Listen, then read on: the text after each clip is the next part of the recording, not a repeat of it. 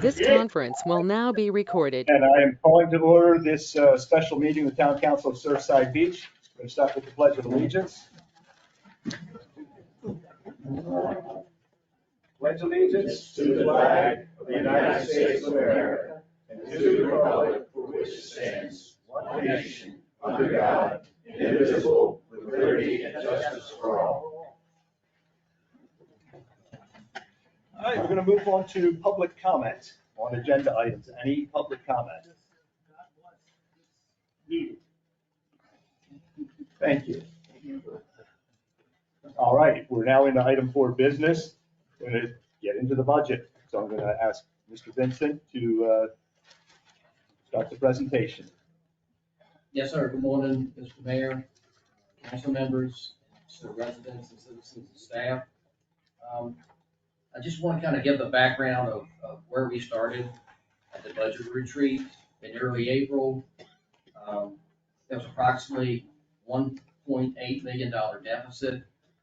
So when you hear the comments about what was cut, $1.8 million was cut out of the budget to balance the budget. And by state law, I have to present to council a balanced budget. And talking about those cuts, we have frozen positions in the police department. We're looking to repurpose the captain's position. We are not going to fund a position in the fire department, which is the title of the deputy chief at this time, which actually gives you another fireman. We just feel like that's a lot of command presence for a smaller department, and that the fire chief can handle that. We've frozen a position that's vacant now in the facilities department. And once we presented to the council regarding the fire department, we understand clearly that we want to keep our fire department. So Melanie and I have talked to the municipal association about the hospitality tax. And so what you're going to see is a proposal. It's going to take approximately 8 mills to fund the department, with 7 full-time firemen and approximately 5 additional part-timers. According to the fire chief's plan, that's 8 mills. We're going to propose to the council to increase the millage by 4, and then we're going to equally bring in more hospitality tax to fund the other positions. Any questions before we get started? Mr. Mayor, Ms. Coleman. it's 8 mills or 4 mills in hospitality. Yeah, it was 8 mills total. So, but we're gonna ask for an increase of 4 mills to the residents, and then we're gonna add 4 mills in hospitality tax to cover the other 4. Mr. Mayor, Ms. Shaw. I don't know if this is appropriate or in right now, but the 5% COLA, has that been reconsidered to be not 5? We have not. I typically would not want to make cuts on the backs of the employees, since our salaries are so low at this time. There's also money in there between $12,000 and $15,000 to do a study with the government HR group, which actually can look at a pay step plan for the town. We can have it to you by January or even beforehand to let you know where we are in the region and what adjustments need to be made. Typically, they're going to give you the high end, which many times you can't afford, but there's a hybrid in the middle. Mr. Mayor? You've still got the floor. Okay. I think at this time, talking about raising taxes, I think a 5% COLA should be looked at. And what I've heard from the residents speaking to me, that, we need to look at cutting across the board. And I think going 5% is not acceptable to tell residents that we're gonna raise their taxes so somebody gets a 5%. Social Security doesn't get 5%. So, and we got people in this community, older residents, that are living just on Social Security. They do not get a 5% raise every year. So I think we need to relook at that. And I just say, Mr. Mayor, my comment on that is, if we're gonna look at a pay study, we already know we're behind with our salaries with employees. We either gonna pay 5% now or pay 5% plus another percentage in January. And The pay study, how much is that gonna cost? It was quoted, not officially, between 12 and 15,000. Still, I cannot accept the fact that you're moving forward with this. You got people making $80,000-$100,000 in this little town. And I see people's heads shaking. They are not happy. Just keep in mind, 5%. Social Security, I'm gonna repeat it, I don't know how many times today, does not give 5%. That's all I gotta say. Mr. Mayor, Mr. Walls? getting back to the firefighters, Jerry, I need to, if we could, can we clarify? If we're able to do the full 7, how many firefighters does this give me on a truck per shift? We're gonna show you that in just a minute. Okay, We got two because options. that's, okay, Right, and then I Um, need Chief Nelson to come up. because I think, well, let's just cross that bridge. Okay. Thank you. Mr. Mayor, Mr. Stamey? my question is, are we gonna take all this money and put it into the fire department and ignore the police department, grounds department, town staff? This seems kindly inappropriate, just to fund one department out of this money. We should be looking at all departments, they all have asked for something. It don't mean they all get it, but so shouldn't the fire department get that many either? You know, you gotta look at it as a realistic thing, it is over the board, so what about the police that needed 2 people? What about John that needed 1 person? How about town hall who needs 1 person? So you're taking all the money and pouring it into the fire department, you ain't considering nobody else. Mr. Mayor, I would just say, under the A tax, local A tax, hospitality tax, we still have funding in there to take care of overtime for the police, overtime for the fire. So there is still money in there for those operations. But Mr. Stanley, you are correct. We did have to eliminate a new position for public works and grounds, but we frozen all the other vacant positions. That's correct. Mr. Mayor, Yep, you still got the floor. why didn't we go ahead and look at the other people that requested this? Why are we just looking at just one department? You know, there are other departments that is requested to help, but yet you're coming up with the funds to fund that department with 7 or 8 people, but yet you just ignored the rest of it. You frozen the rest of it.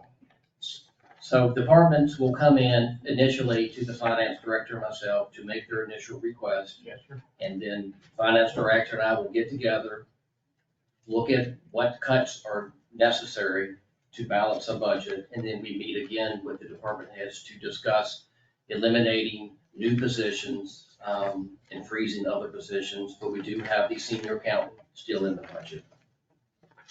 Yes, sir. The first budget we got, you eliminated the 7 firemen or 8 firemen We too. did.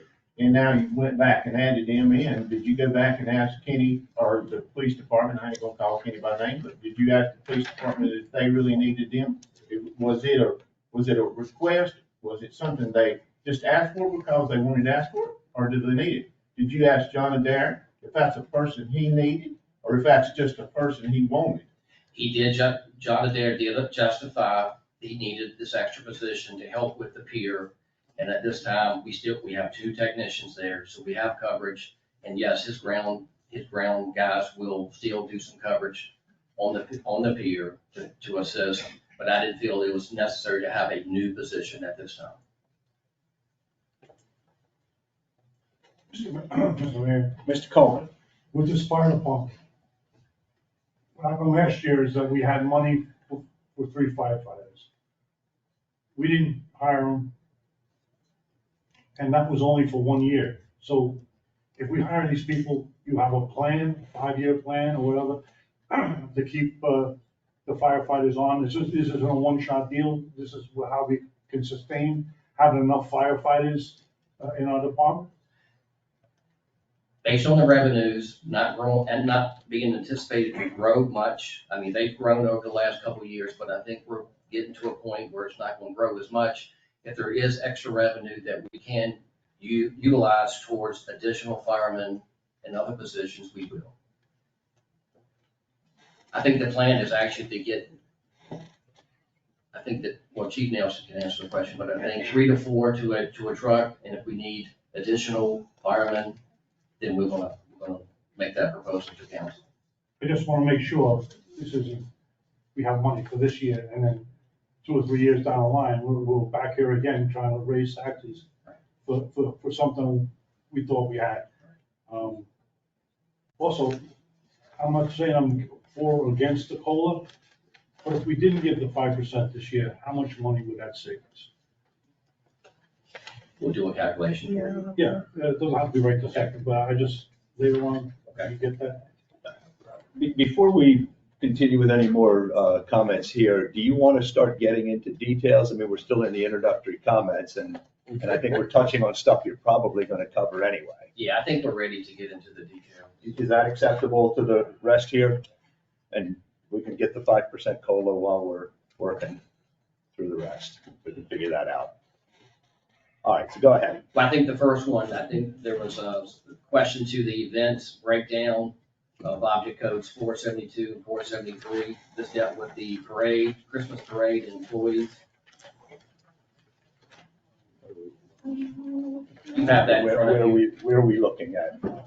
Are we in? Okay, that's what I was kind of going But for. I would Yes, if you also, go to the events, Tabitha has gone through every single line item and identified things that actually could be cut or needed to be moved around, things that needed to be labeled differently because the account title didn't make sense.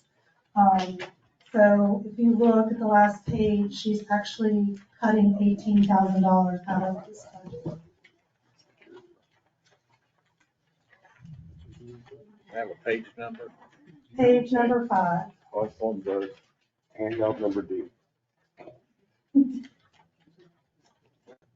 it starts off, form number 1, fund 10. So if you look on the justification column, she's added all these justifications in, broken it down, and we reduced the budget by $18,150. Where's the numbers at? Florida. We're not morons. You can understand. Excuse me, I don't want you, I wanted to hear so everybody in there. There's a lot of intelligent people. You should have this for them, everybody to look at. I'm sorry. Sorry. The next 25 years, every budget meeting was up there. Okay.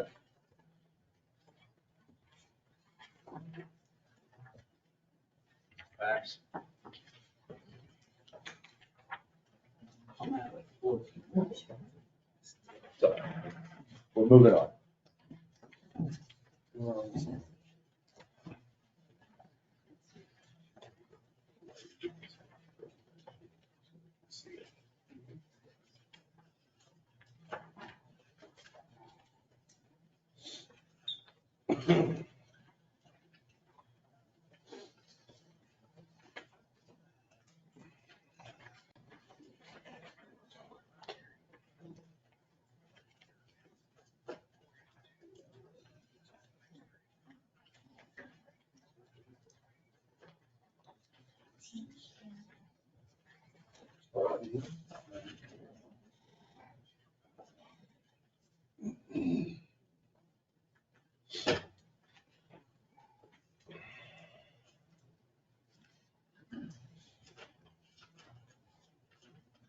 Do you know why this isn't showing?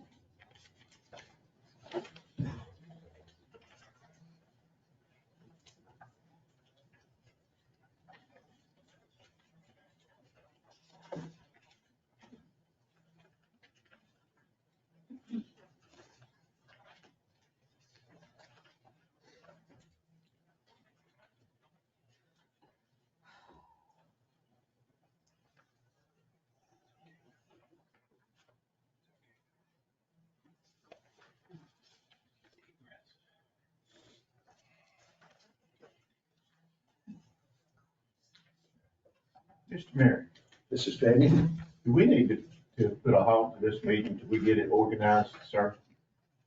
Do we need to reschedule it? If we're coming in here not prepared to have them have a budget meeting, do you not think that we, maybe we'll postpone this to a later date till we get our stuff in order? Mr. Vincent, what do you think? I mean, no, sir, you guys have the forms in front of you, and she's got it on the computer, which I need to bring it up. Okay. Let's give a, And we are prepared, and these things I will put on the internet when this meeting is over, put it all together. But this was just a request from council to go through and add the descriptions. So that's what is in front of you. okay, so, but you're not able to bring it up on the screen here? Mr. Mayor, Mr. Krakow? Mr. Krakow, do you know how to get No, the change over? was that you, Sean? yes, that was me. Go ahead, Sean. I just know how hard it is for me. I mean, I got the paperwork in front of me. I have the new and I have the old. And I think it's very important that they get to see this because I got all the information in front of me and you'll see me the entire meeting flipping back and forth because I already have 1, 2, 3, 4 questions just on this paper from the old set. So, FYI.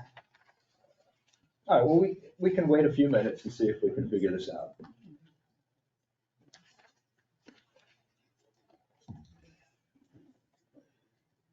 Can I ask a question, Mr. Mayor? Can I ask a Mr. Kim. question about the fire department? Go ahead. Have we thought about just bringing 4 people on this year? Do a safer grant for 3 for next year? If we don't get it, then we have to decide, but if we do get it, it would save us money. Steve, and I can get Chief Nelson to speak to that, but we know in the last couple of years, the safer grant is very competitive. And we felt like we had an excellent application. So there is no guarantees. You can always increase or approve the proposal as written, as what we're proposing to you, and you can always scale back once you get the safer grant. But there are no guarantees with the safer grant. Well, if we hire them, we can't use safer grants for people we hired. That's You could for hire- future You hires. could hire additional, depends on how many more you want to apply for with the safer grant. Okay, thank you, Mr. Crackwell. You have brought up the right screen here, so we lost a few minutes there, but let's proceed. Director Gruber? Basically, this is just showing you on the side the justification. So, the things in the red is what has been changed. Oh, and I bet you they didn't print them in red. I will reprint these for you and they'll be on the internet in red. But anything in red has been changed. So she removed the breakfast with Santa and the Christmas parade because those items were already included in the December events. So as she went through this, she realized that these things were all included down in another line. We've broken out the seasonal events. We got the Halloween and you got,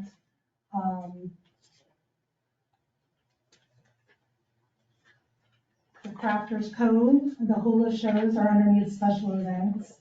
I think there was a question on the employee, Christmas party appreciation. Really, that item should have been called employee appreciation because it's not just Christmas luncheon.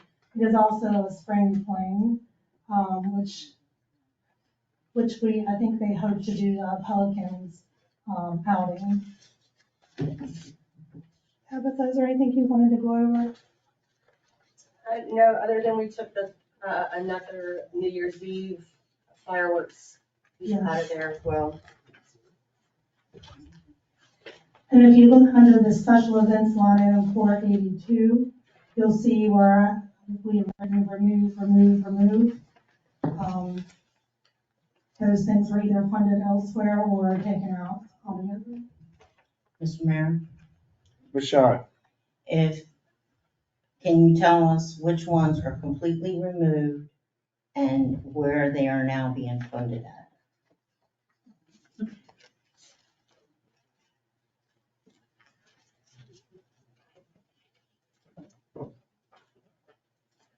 All right. Hello, everyone. Hello. Good morning. Okay, so if you look on anything that has like a negative sign next to it, Yes. under the 24-25 column, those were moved. And then on the justification side of it is where I show moved under admin or HR. So if you're looking at, starting with the first page, page 1, that'll help us follow all the way down. So you'll see like a little hyphen mark there. It's just like a little blank space for you. And then on the justification side, so example to that, we took the wellness program. So that's under line item 315, and that was moved to administration HR. So that particular budget was moved over to them. And then it goes completely line by line the same way. So nothing under 375, page 2, line item 375, IT's repairs and maintenance, nothing in the budget for that. I'm going over to page 3, breakfast with Santa, line item 471, Christmas parade, remove already budgeted in December events. So see if it has that hyphen there. Did that answer your question? No, not really, but I have more questions. Okay. Okay. Town merchandise. Uh-huh. Is this costing us money? No, ma'am. Okay, It's budgeted and it's a rolling. So if it's $11,000, we have $11,000 budget. So when we make money from those sales, it goes right back into that same budget. So it has revenue side as well. so if we could get it on the pier, we would start making money. Yes, ma'am. Okay, that's what I thought. Now, I still have some more. Sure. The fireworks, Yes. you are still having it for the open? That's up to you guys. Okay, because I say, when we're in this much debt, you can just cut it. You know what I mean? You can go on our beach and look left and look right. You can see Myrtle Beach firework, well, that's 4th of July. But I just think it's ridiculous to spend $30,000 on fireworks when we're short of money like this.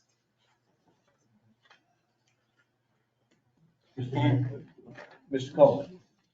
I agree with Ms. Shawn. We haven't had fireworks in this town for about 4 or 5 years. We've survived.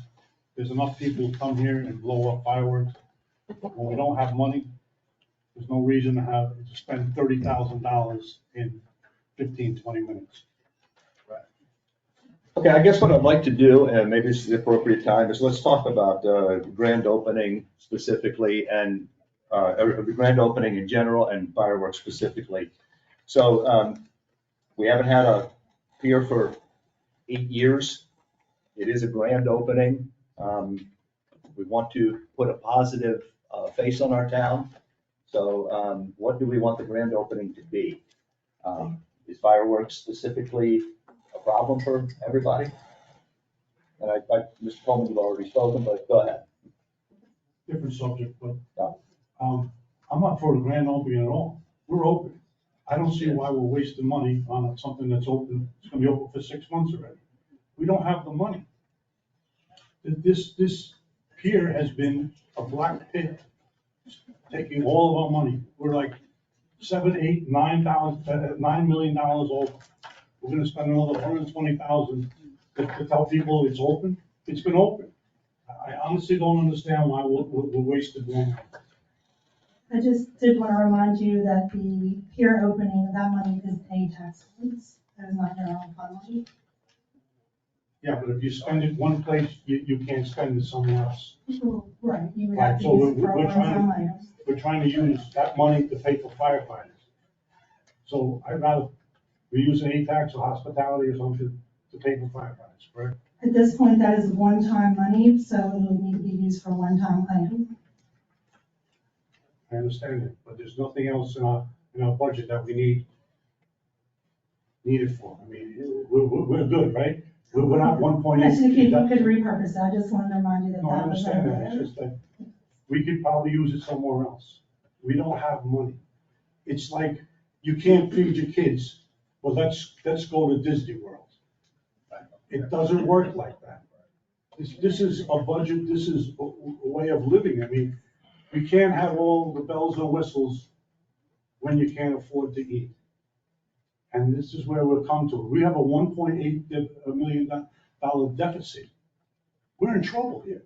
We're not talking about 50,000, 100,000, 1.8 million. I think maybe we need a little explanation of the 1.8 million. And I've had my conversations with the administrator, so please step in and correct me if I say this wrong.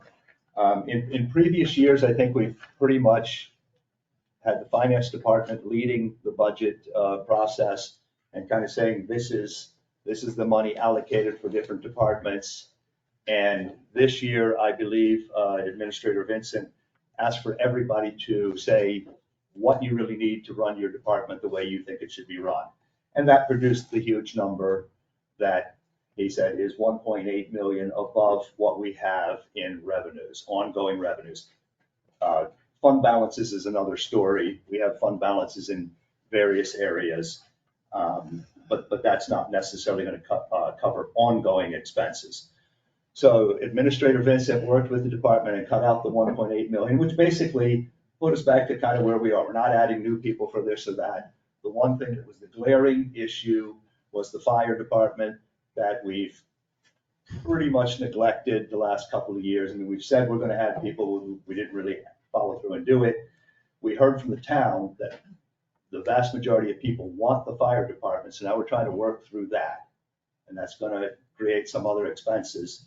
But we still have some pretty healthy fund balances in some areas. You know, we've got the beach renourishment fund, we've got the disaster fund, we've got the capital fund, but we can't pay salaries out of those things because they're fund balances, they're not revenues. So I want to make sure we've got that straight, what's one-time stuff and what's ongoing stuff. So I'm not a finance expert, but I want to hear what they have to say here. And I want to be careful about, you know, cutting out too much, because this is a really neat town. We all moved here because of the stuff that goes on in this town. It brings a lot of visitors too. So we need to be aware of all that as we look at cutting a lot of stuff. Grand opening, I mean, I think it's a great feel-good story after 8 years of the pier. Can we cut it down some? Maybe. But again, it's a one-time expense. It's not going to pay salaries going forward. If I misstated any of that, please correct and make it clear. That is correct. Okay. Mr. Mayor, Ms. Shaw. I find it, like, when you say, like, all the children's stuff, the whole of the crafts and the children removed, you're not doing that in the next year, correct? It is under seasonal events. Seasonal events, so that got moved to seasonal events. So 475, line 475.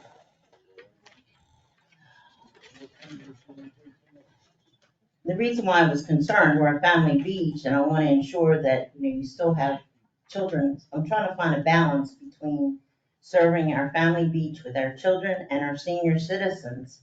So I was concerned that you were taking all the children's stuff. Oh, no, ma'am. I still don't agree with the fireworks.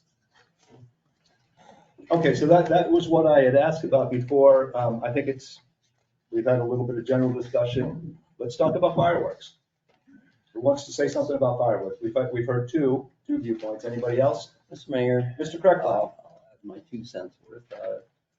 Fireworks to me is just basically throwing money away. It's bad for the environment. It's just, the dogs don't like them. I could take them or leave them, but I think when we're hard up for money, it's an easy way to save $30,000 by not having fireworks. But that's what I know. Any other comments? Mr. Kinkin.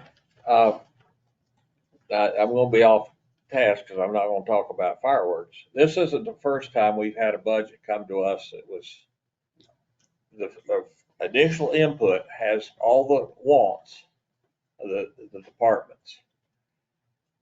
And administrator, finance, and eventually council has to go through that and look at what are our actual needs versus wants.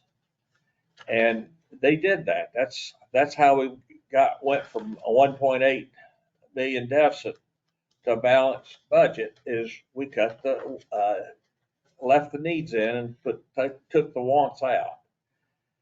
And almost all of it was made up, I think, in personnel and a $500,000 fire truck that they took out. I may be wrong about the 500,000 fire truck. It's still in there? Okay. So I wasn't concerned about the 1.8 million deficit. We've always started off with a deficit, and then you have to shift through. Now, as far as fireworks, if I was going to do fireworks, I'd do it at the grand opening and not at 4th of July, because Harry's right. I end up sitting down on the beach and I look one way because my neck gets tired looking both ways. And I see all the fireworks that last me forever. But if we do it at the grand opening, we'll be the only ones doing it. And we'll be the focal point of the beach.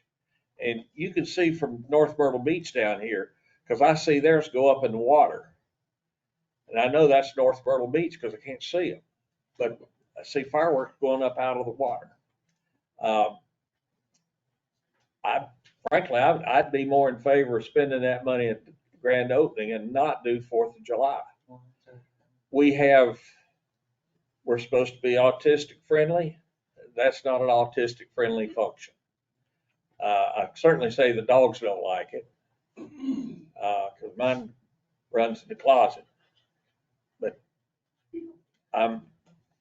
it's just for one day. So she can spend the night in the closet if that's what we do. Thank you. Any more comments on fireworks? Mr. Mayor, Ms. Shaw? this was brought up before. Besides the environmental thing, goes in the water. Half of it, if we're lucky, ends up on the beach. So then we gotta clean the beach up, okay? Is that still sea turtle season?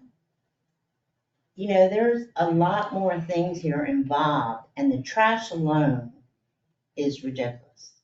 So, and especially going in the ocean, we're supposed to be a family beach. We get all irritated when somebody smokes a cigarette and sticks it in the beach. But we don't get upset when we're automatically throwing stuff in the ocean. There's no, I mean, you either are environmental friendly or you're not. So, and $30,000 is a lot of money. Mr. Mayor, Mr. Stamey? I have a little different take on this. I think we're gonna do the 4th of July and do away with the grand opening. But that's me, because that's what we always done in this town, was the 4th of July, big celebration here in town. And I think that's what ought to continue if we're gonna even have fireworks. I'm not opposed to not even having them at all. But I think if we're gonna do it, it ought to be done on the 4th of July. And, because that's just the way it's been done for years and years and years. We can still have a grand opening for our pier without the fireworks show, if that's suitable for everybody. But I don't think we need maybe 2 or 3 a year for no fireworks. And we do have, on the 4th of July, the town kindly waives the right for our citizens to go down to the beach and shoot fireworks. And that's where our mess comes from. It isn't from the show that we put on here in town. It's from the people who take the fireworks to the beach and clutter the beach with the trash and leave it. Mr. Mayor, Mr. Kreckler? I'd just like to add $30,000 or $35,000 doesn't get you much of a fireworks display. I don't know what mortars are anymore, but they're probably a couple $100 a piece. So just do the math. You're not getting much of a fireworks show for $30,000 either. I mean, it just sounds like we're gonna do kind of a half-baked one, but if we do one at all.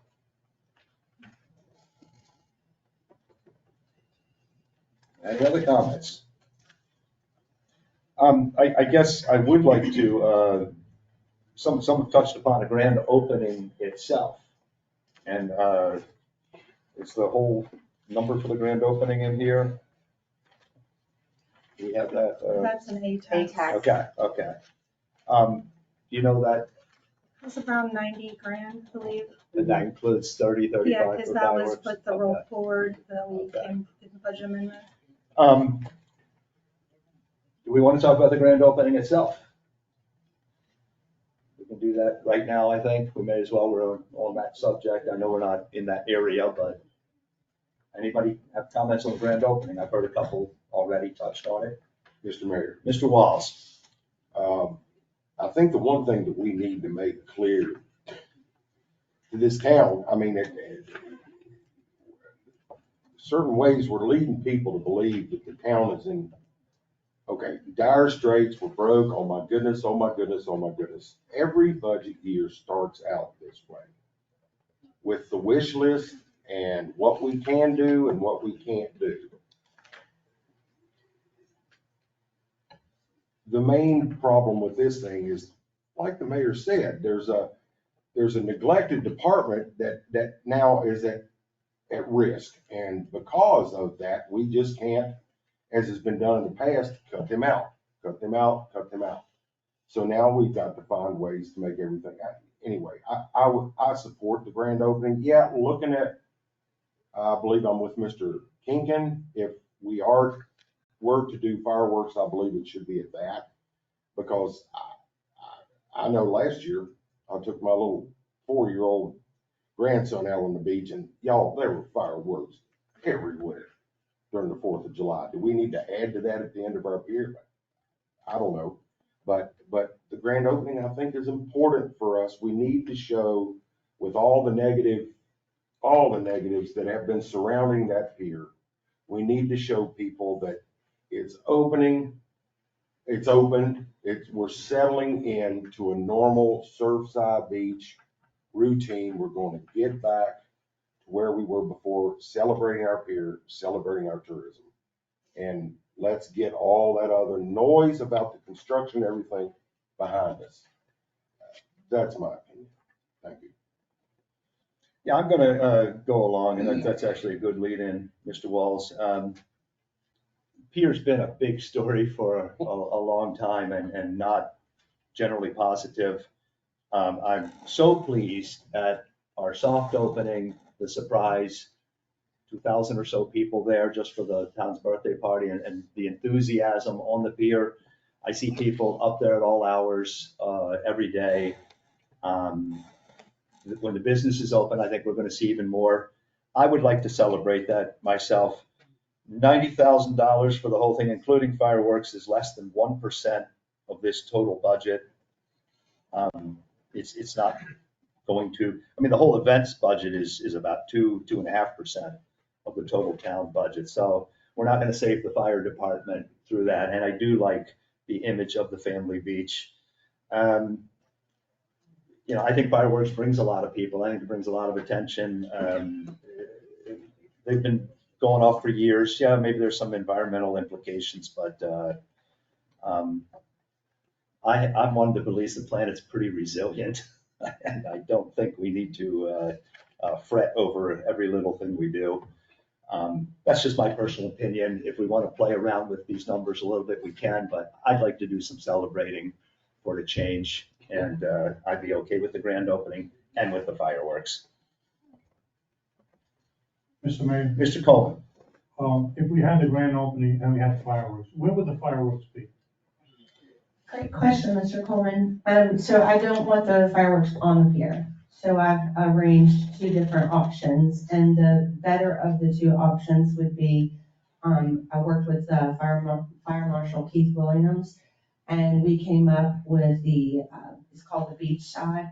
So you're not on the pier popping the fireworks, or you're actually on the actual beach itself. And it's a truck with a trailer, and it has the whole setup of fireworks on the trailer. Because we have to make sure it's closed off for so many feet per firework height. That's it. Thank you. The firework height. So it would be popped off of the beach, and then everybody could be on the pier watching the fireworks, having dinner, experiencing the businesses. Wow, what a show that would be. So my understanding is that you'd have trailers on the beach, by the pier, and people above those trailers while the fireworks are shooting past them. So key programs.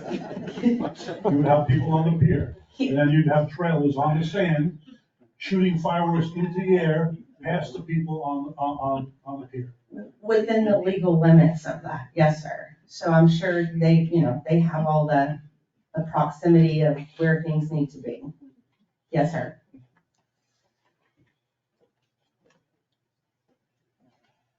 Mr. Mayor, Mr. Stabey. I'd like to get back onto the budget of what Tabitha or this department has cut out. They didn't actually cut out much of nothing, they just moved it around. I don't see that, I don't see where they actually cut nothing, they just moved it to another department. So to me, it ain't been cut. It's been, this particular one has been reduced by $18,150. That's it. And some things I think were in two places. Correct, So exactly. going through it with more Right. detail, so they are cuts, but they still exist. Yes, They were sir. double counted, really. Yes, sir. So this is just more refined. Yes. Okay.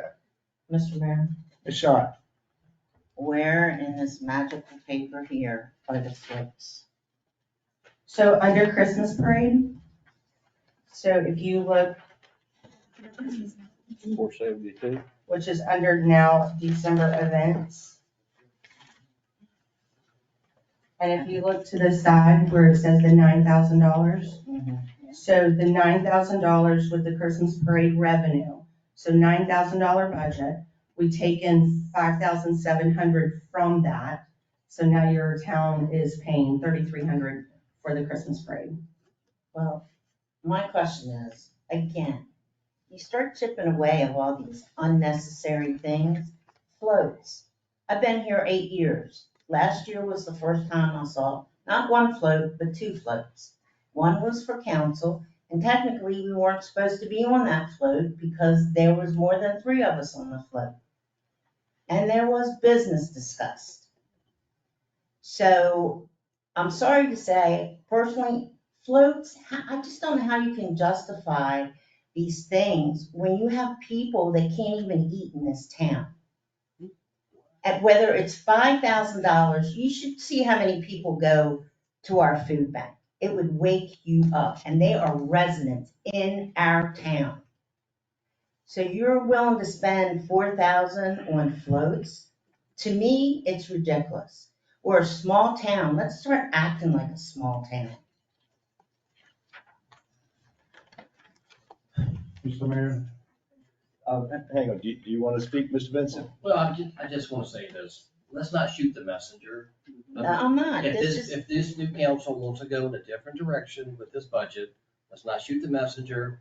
Let's take it one at a time, let's do straw votes, and let's cut it the way you want the budget to look like. I'm very happy with that. All right.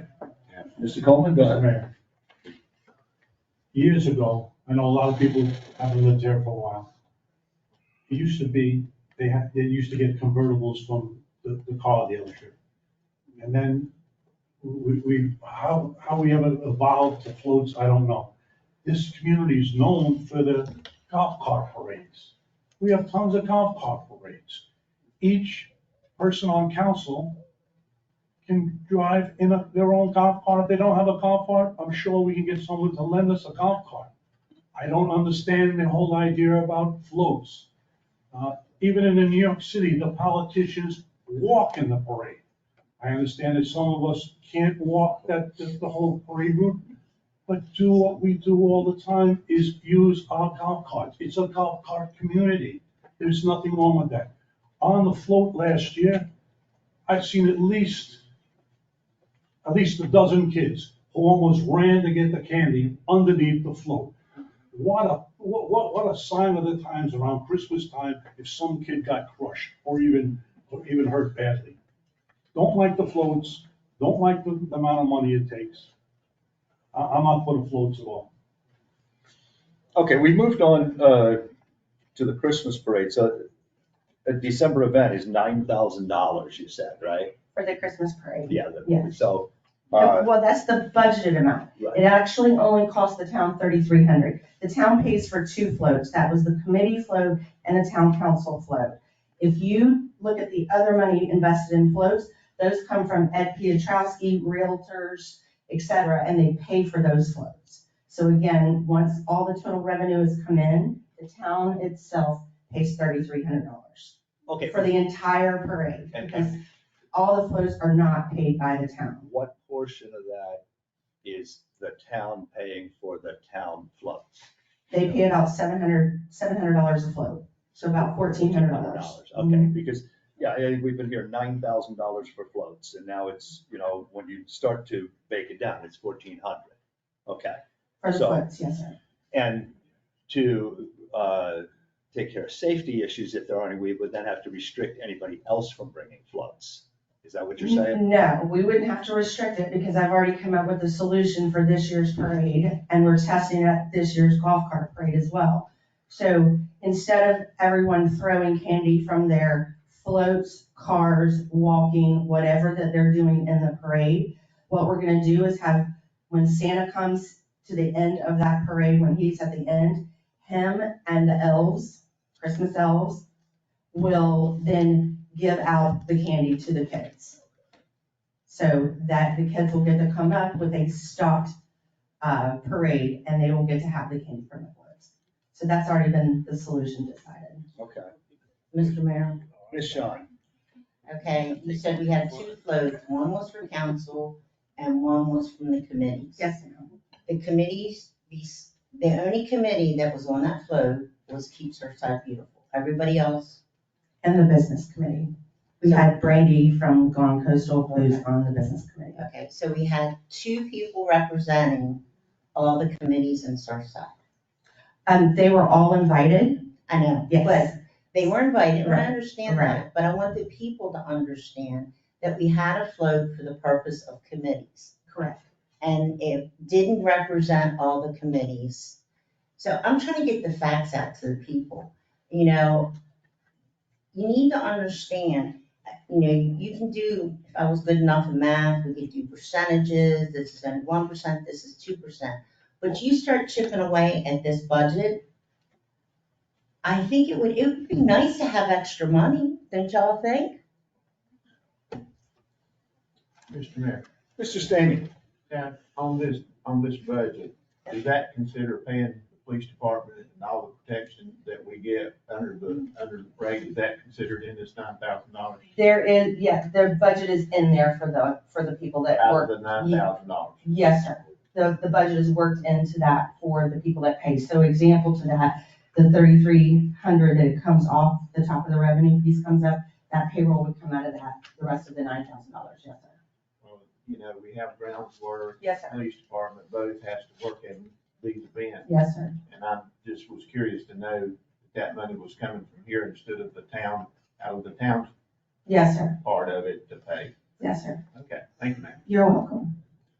Have we been able to quantify like what a grand opening does or a 4th of July celebration or a Christmas parade or, trolley rides, any of that stuff? Are we able to quantify what the benefit is to the town down the road? Is there any way to do So that? I'm working with the chamber on that for this year, and our barbecue festival is our very first start to that. So where we can ping to see how many people are coming outside of 50 miles. So that's gonna be our very first test, is the barbecue festival. I will tell you, I can quantify it through the businesses. So the businesses call me, I have a good relationship with them, and they are very excited to see about each of these events.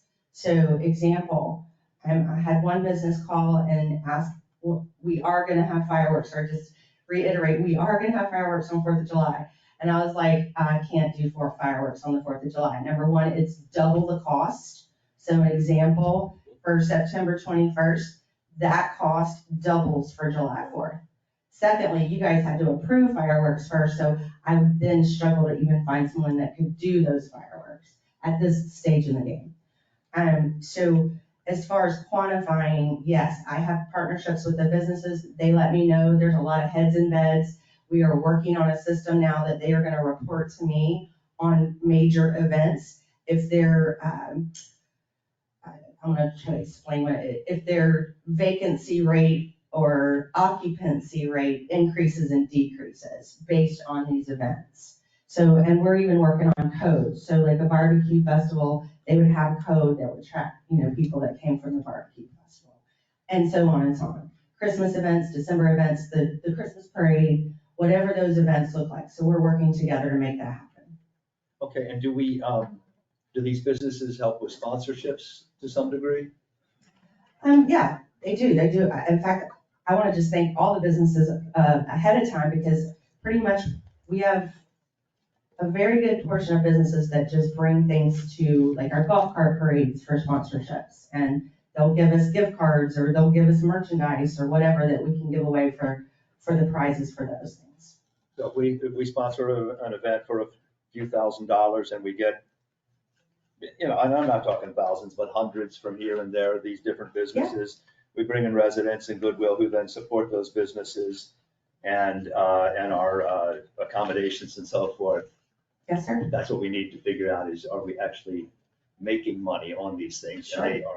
And the businesses tell me, they tell me the Christmas parade packs their businesses. So like on the E-District, they love it. The barbecue festival even, we have so many people, at the barbecue festival that if you go to any business in the E-District that has a restaurant down there, they're packed, literally packed, because, people have to sit in line and wait for the barbecue. So, I don't know about you guys, but my husband's a huge barbecue fan. So he's gonna make sure he does that. But, other families that have the screaming kids, they probably like, you know what, we'll go when the line's, down a little bit. We'll go have an appetizer at Chimichanga, whatever, So yes, it definitely brings the business's business. All right, yeah, I'm concerned that, we're gonna be very short-sighted and try to cut pennies and dollars and really, this town thrives on visitors.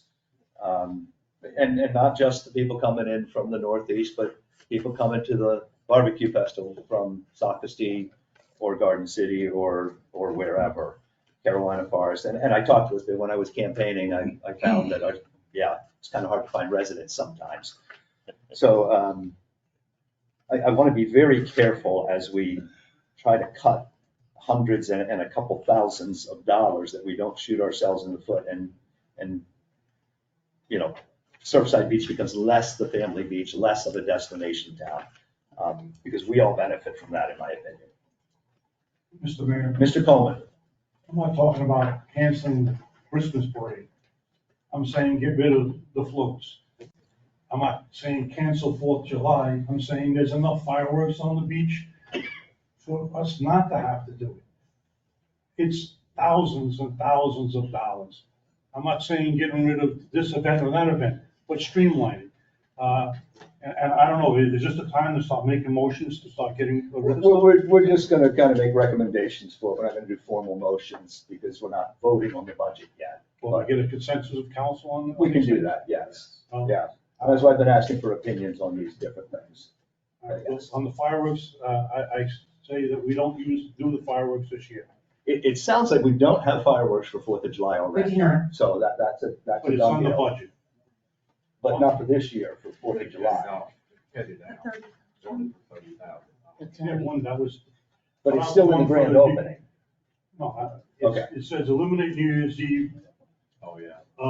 In the pier budget for fireworks. It doesn't say about eliminating it on 4th of July. Well, I left it in there, of course, because I didn't know when we would be able to make that decision. My point is that it's still in. I'm saying take it out. For New Year's Eve, New Year's Eve. Okay. No. Take it out for 4th of July. but we don't. It's in there. Which line is that? It's gonna be 470. And that's page 2.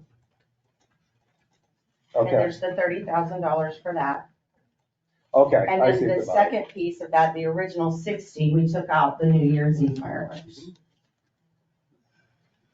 Okay, I'm not saying it's forever. well, we can take it out for this year because it's too late already, you're saying. so Yes, sir. we can take that out. Yes, sir. Okay. I think that one's, anybody got any objection to that? No. Okay, let's take our money we're not gonna spend anyway.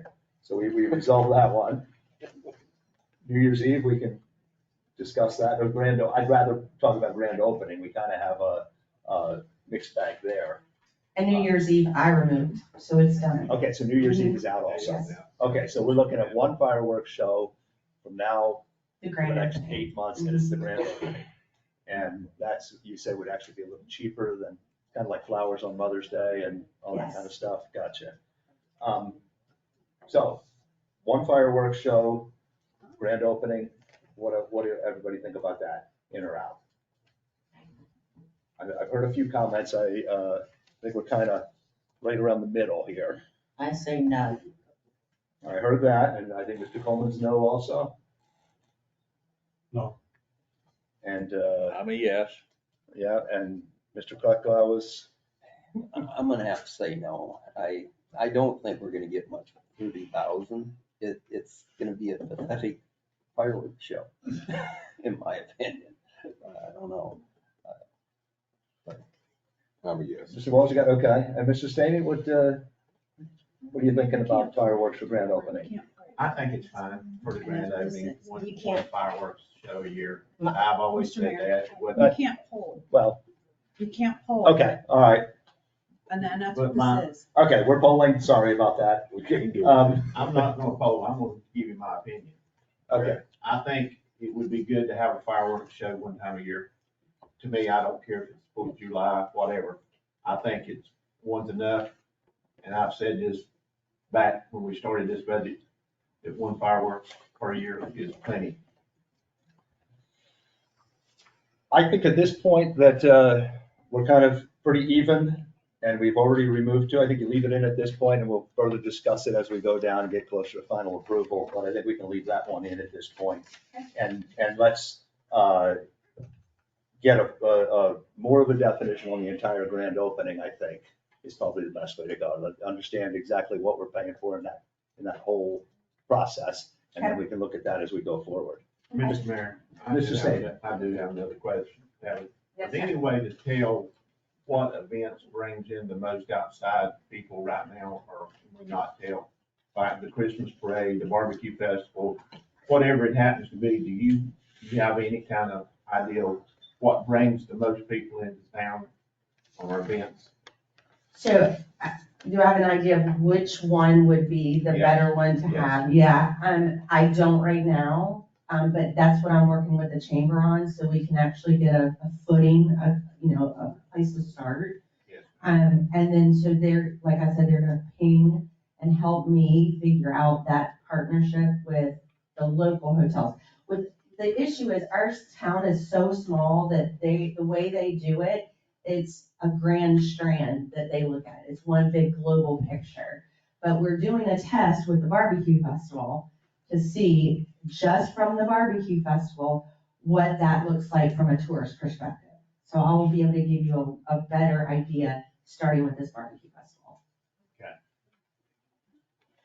And also to that point, as far as asking our hotels and so forth, I'll definitely ask them to see if they can give me a little more See if they can, insight, I'm sure. If because you I'm don't working with have- them. if you don't have the information now, I'm sure it's gonna take a little bit to get it. Yes, sir. But it would be great to know what kind of events we're having in town that was bringing in that 50-mile person into town. I know it's great for our residents to have it, and you have a lot of residents that show up to stuff. But our money, our tourist money comes, just like they say, from 50 miles out. And it Yes, would sir. be great for us to know if this barbecue festival was a big thing. Yes, So we sir. could kind of treat it a little bit more, or is it Christmas parade? We need to treat a little bit more to draw in more people. It'd be great to know. Okay, yes, sir. Okay, I think the other thing we've been talking about a fair amount is the Christmas parade. We boiled it down to a float is about $700. And there's other costs that go along, but there's other revenues that come in as well. So floats, we've got the issue from a cost, and we've got the issue from a safety standpoint. Ms. Mall has mentioned a plan to take care of safety concerns. do we want to talk about floats? Is there anything else we need to say about them before we move on? Do you have an alternative if we did not have floats? I mean, we just go back to golf carts? So I want to be clear on what we're talking about. So that we've got the town floats. You guys can decide if you want to ride on a float or not. That's fine with me. I'm just the executor piece of that. But I will tell you from the other businesses, you know what I mean? Like the realtors and the radio stations that want their float, that we're going to provide them with the float. So if we've eliminated the safety concerns, we have the floats because they purchase those floats. So it's not like we're paying for their floats, if that makes sense. Right. Okay. No, that, you said that before. Okay. And that's why I say we're down to $1,400 for us to, Yes, sir. to rent 2 floats. Yes, sir. And, I guess at this point, I don't see much reason to haggle on that one. I think we should look and see, well, we won't see the results of the 4th of July parade until after the budget. But, I mean, if we need to knock out $1,400, we can do that as we go ahead, looking at the rest of the events. But I think, again, we've talked that out enough for now. Okay. Mr. Mayor, Ms. Shawn? I don't understand this process. Okay, we voiced our opinion here. We can't call to order. I'm looking out in the audience. These people out here are saying, they're shaking their head. They don't want these, I understand the business floats, but we hadn't had floats for Surfside employees, council, volunteers. All of a sudden now, we got 2 floats, $1,400. It's ridiculous in my mind. And I can tell you, if you have a council float, I will not be on that float because it's wrong to spend that money. Mr. Mayor, Mr. Coleman? it's not the $1,400. How can I say to you as a resident, we're gonna raise your taxes, but I'm gonna sit on the float when I can sit in a golf cart? We're not nickel and diming here, 1,400 here, 5,000 there, it adds up. And I think it sends out a bad message to say, your taxes are gonna be raised, but I'm a politician and I'm gonna ride on a float. Bad message, bad message. Mr. Mayor, Mr. Stamey? now, on the floats that you get for the other business, anything, do we actually make any money off that here in town? They pay for their floats. They pay. And they pay for their entry fee. So they don't rent them through you, do you not get them for them? Yes, so we do the company, yes, sir. So you actually just charge them whatever the company's charging you? Yes, sir. And then their entry fee, so we do have the entry fee cost that goes back to the town. Does it make enough money to pay for a float off the entry fees and stuff that they do? Yes, sir. It depends on how many, and I can give you the specific numbers, but I do have that information that I could get for you. But yeah, I can give you the totals. Are there any way that we could charge extra on handling of the float from you to make enough money to pay for one float, if possible? I'm I sure. mean, I'm not saying that I have to ride on a float, I got a golf cart I can ride on, that don't matter to me. I'm just looking at it as money wise. Mhm. If you're making money off of what you're doing to pay for something, then the town ain't spending the money, you're making that money extra. Right. So we would just add a cost to the Yes. float for handling. That's what I'm saying to, if it's $25 or whatever it Yes, sir. happens to be for the handling fees of getting these floats to these people. Why can't we do that? Okay. Thank you. Yes. Mr. Mayor, Ms. Shaw? I have, If she wants to Multiple. make a motion, she can. She asked if she could do a motion to have the floats removed from the budget. And it is a special meeting, so she can make a Okay. motion. All right. so I make a motion to remove the floats so that we can have a vote. Mr. Mayor.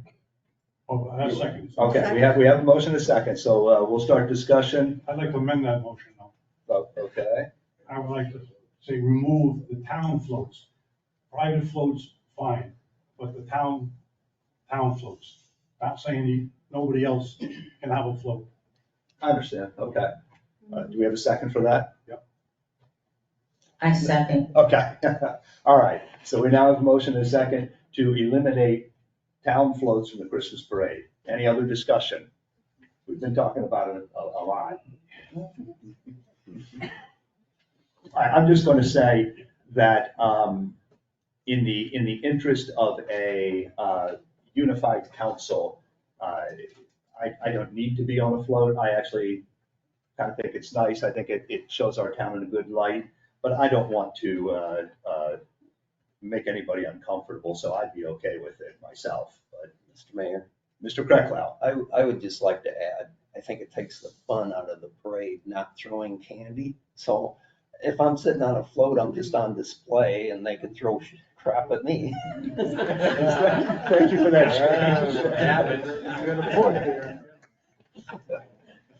Are there any other comments? We have it. All right, Ms. Medina? Ms. Fallon? You're No. voting, wait a minute.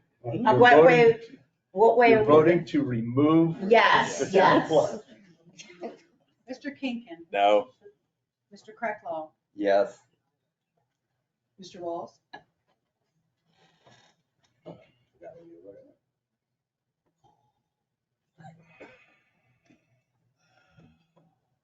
Mr. Walls? Voting to remove. Voting to remove the town float. Yeah, yes. Mr. Coleman? Yes. Mr. Steen? No. You forgot, Do you Rob. want me to vote? Oh, Mayor Kraus? Yes, yes, motion carries 5-2. We will not have Amen. a town float in the Christmas parade this year. Are there any other questions or comments for events? Mr. Mayor, Mr. Coleman? I just have some questions. The car show, is it still in there? We didn't get this until right now, so I. Okay, no problem. The car show, is it still in there? Yeah, I think, hold on one second, let me just make sure my events are, because we changed around the code, so.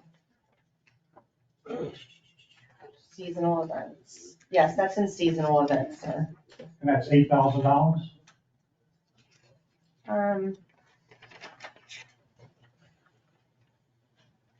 So $8,000 is the total budget for seasonal events, not just the car show. What page is that on? It is page 3. 475, I believe? Yes. Yes. Yes.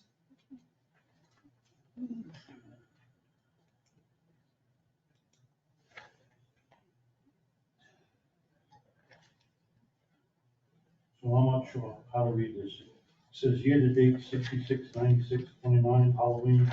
So year to date, last year in this total budget, I spent the 6696 versus the 8,000 that was budgeted, so it saved money there. And then this also includes the car show, Halloween, Crackers Cove, hula shows. Well, it doesn't tell me how much the car show was. How much, do you know how much? I can get it for you. I'm just curious, what, then somebody's throwing a car show. Mhm. I can understand in public works setting up this and that, but I don't understand, I mean, if it's a few $100 or, Yeah, it fine, is. but if it's thousands of dollars for a car show, no, I don't. It's not. Okay, because I'd hate to be paying for a car show with someone else. They have to pay a registration fee and all that kind of stuff. And, Well, and again, like the Christmas, this doesn't show the revenue that comes in, the That- fees that are charged. Yeah, and then it's less than 1,000, I can guarantee that. Mr. Mayor, I'm Mr. Cracklow. I'm confused why we budget so much money if we're going to get some of it back. I mean, in other words, are we using the budgeted money or not?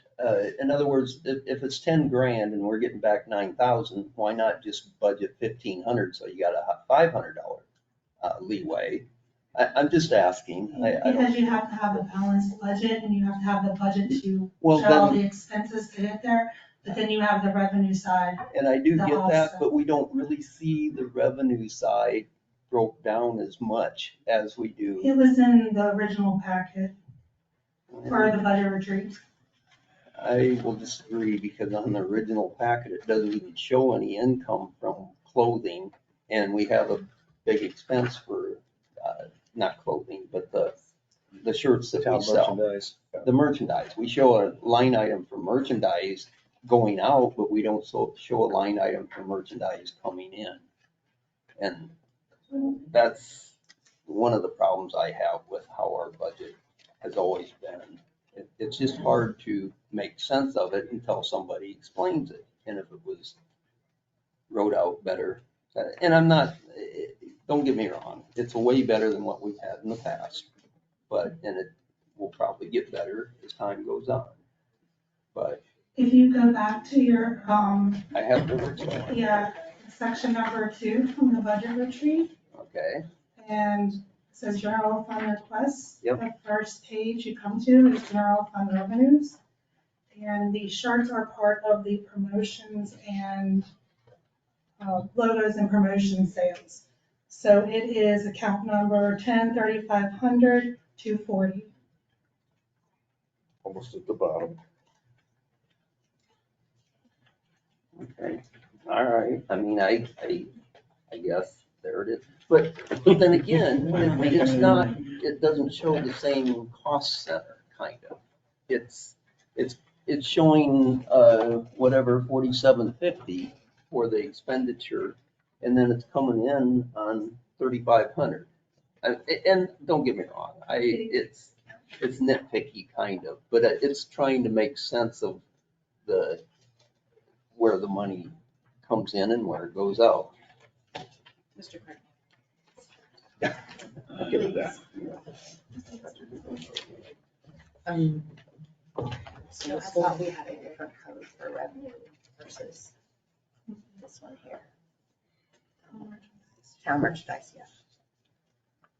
You're budgeting 15.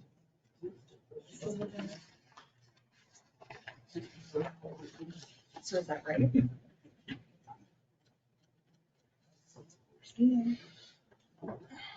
Yeah, because 11,000 was last year. On the expense side. So can I just get clarity from you? So what are you looking for us to do? Well- Like show revenue and? I'm just, it just makes it easier if the same cost center is what I call it, but the general ledger code, if it's coming in, if you're spending it in a general ledger code, why isn't it coming in under that same general ledger code? You have to keep revenues separate from expenses. But I realize that it's different, but it still has that cost, that general ledger could be the same number? Not the same Yeah, we number? can change the name. You, You can change the name to make it the same. okay, I guess I'm just, Yeah, I'm confused with how we have to do the budget. Okay, I think all he's asking is, can we get a more direct tie between revenues and expenses with things, town Mr. merchandise is a Mayor, very simple example. and while we're on the subject, it also is, in my opinion, it's kind of confusing when we're using A-tax. So it doesn't really come out of the general fund. I mean, it does, but it doesn't. And I'm not saying that you have to, that it needs to be accounted differently, but in the justification, it should show that it's not really, X amount of dollars is coming from A-tax, X amount is coming from hospitality. So it doesn't look like we're spending $20,000 of our general fund. It still is the general fund, but it's not, because we can't just spend it on anything. General fund that came from A-tax versus property tax, for instance. Yes. And I know we show the transfers, but then they don't get broken down. We just show a transfer for X amount of dollars. But, all right. So that's like the memo line on a check. Yes. You want to say this went in because of this Yes. item. And if you look on the next page, you will see the transfers for the ATAX state. ATAX on itself, we have broken out into 3 different categories. Okay. All right, do we have anything else we need to discuss with the fence? Mr. Mayor, Ms. Shaw? as we go forward, because I know you gotta break it down by department, so you know how much each department, but every department has uniform, this wellness program, which I don't understand, and awards. Going through this budget, these are, I mean, just for example, uniforms. Just for 2 people for 1 year is $1,000. How much does a shirt cost? I don't understand, but if you get into the bigger departments, they're $3,000, $5,000. So I'd like to know, Surfside Beach is spending $25,000 on uniforms, which has the Lego on. I just don't know how many times we have to buy uniforms. And I'm thinking you're talking shirts. It's nothing personal here. I just don't know how, I wear shirts for years. But I just don't, if you start looking at this and you look at it as a whole, that $1,000 turns into $25,000. And it's a big deal. So as we go through, we need, and I especially don't understand awards. Because every department has awards on it too. There's one second. Awards. Last page. Yeah, you got, I can see the cards, but you got plaques, 4 plaques at $400 a piece. That's $1,600. What plaques are we giving out? Flowers, 1 set of flowers, $500. What are they used for? So it may say quantity 1, but it's, because you don't know how much each thing is for more than 1. Right, so that, just as an example, that $500, we have to put a quantity 1 in for the calculation piece of it. So 1 budget for the year, $500, that's it. So $500 might be if, God forbid, someone's husband or family member passes away, you would want to send flowers on behalf of the town to that person of choice.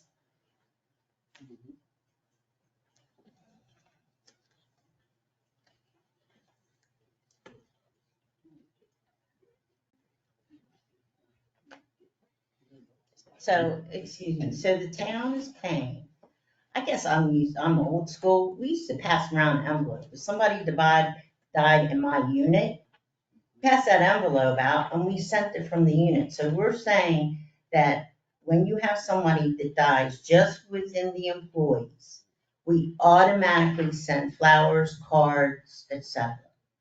I'm just asking, because I'm in my 37 years, we never did that.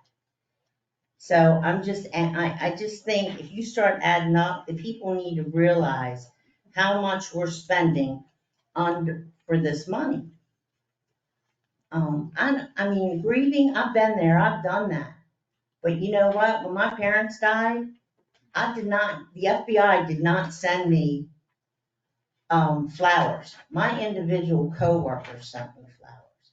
So I don't know, as a small town, why are we trying to do these big things? I just don't understand it. You represented your unit, you went to the wake.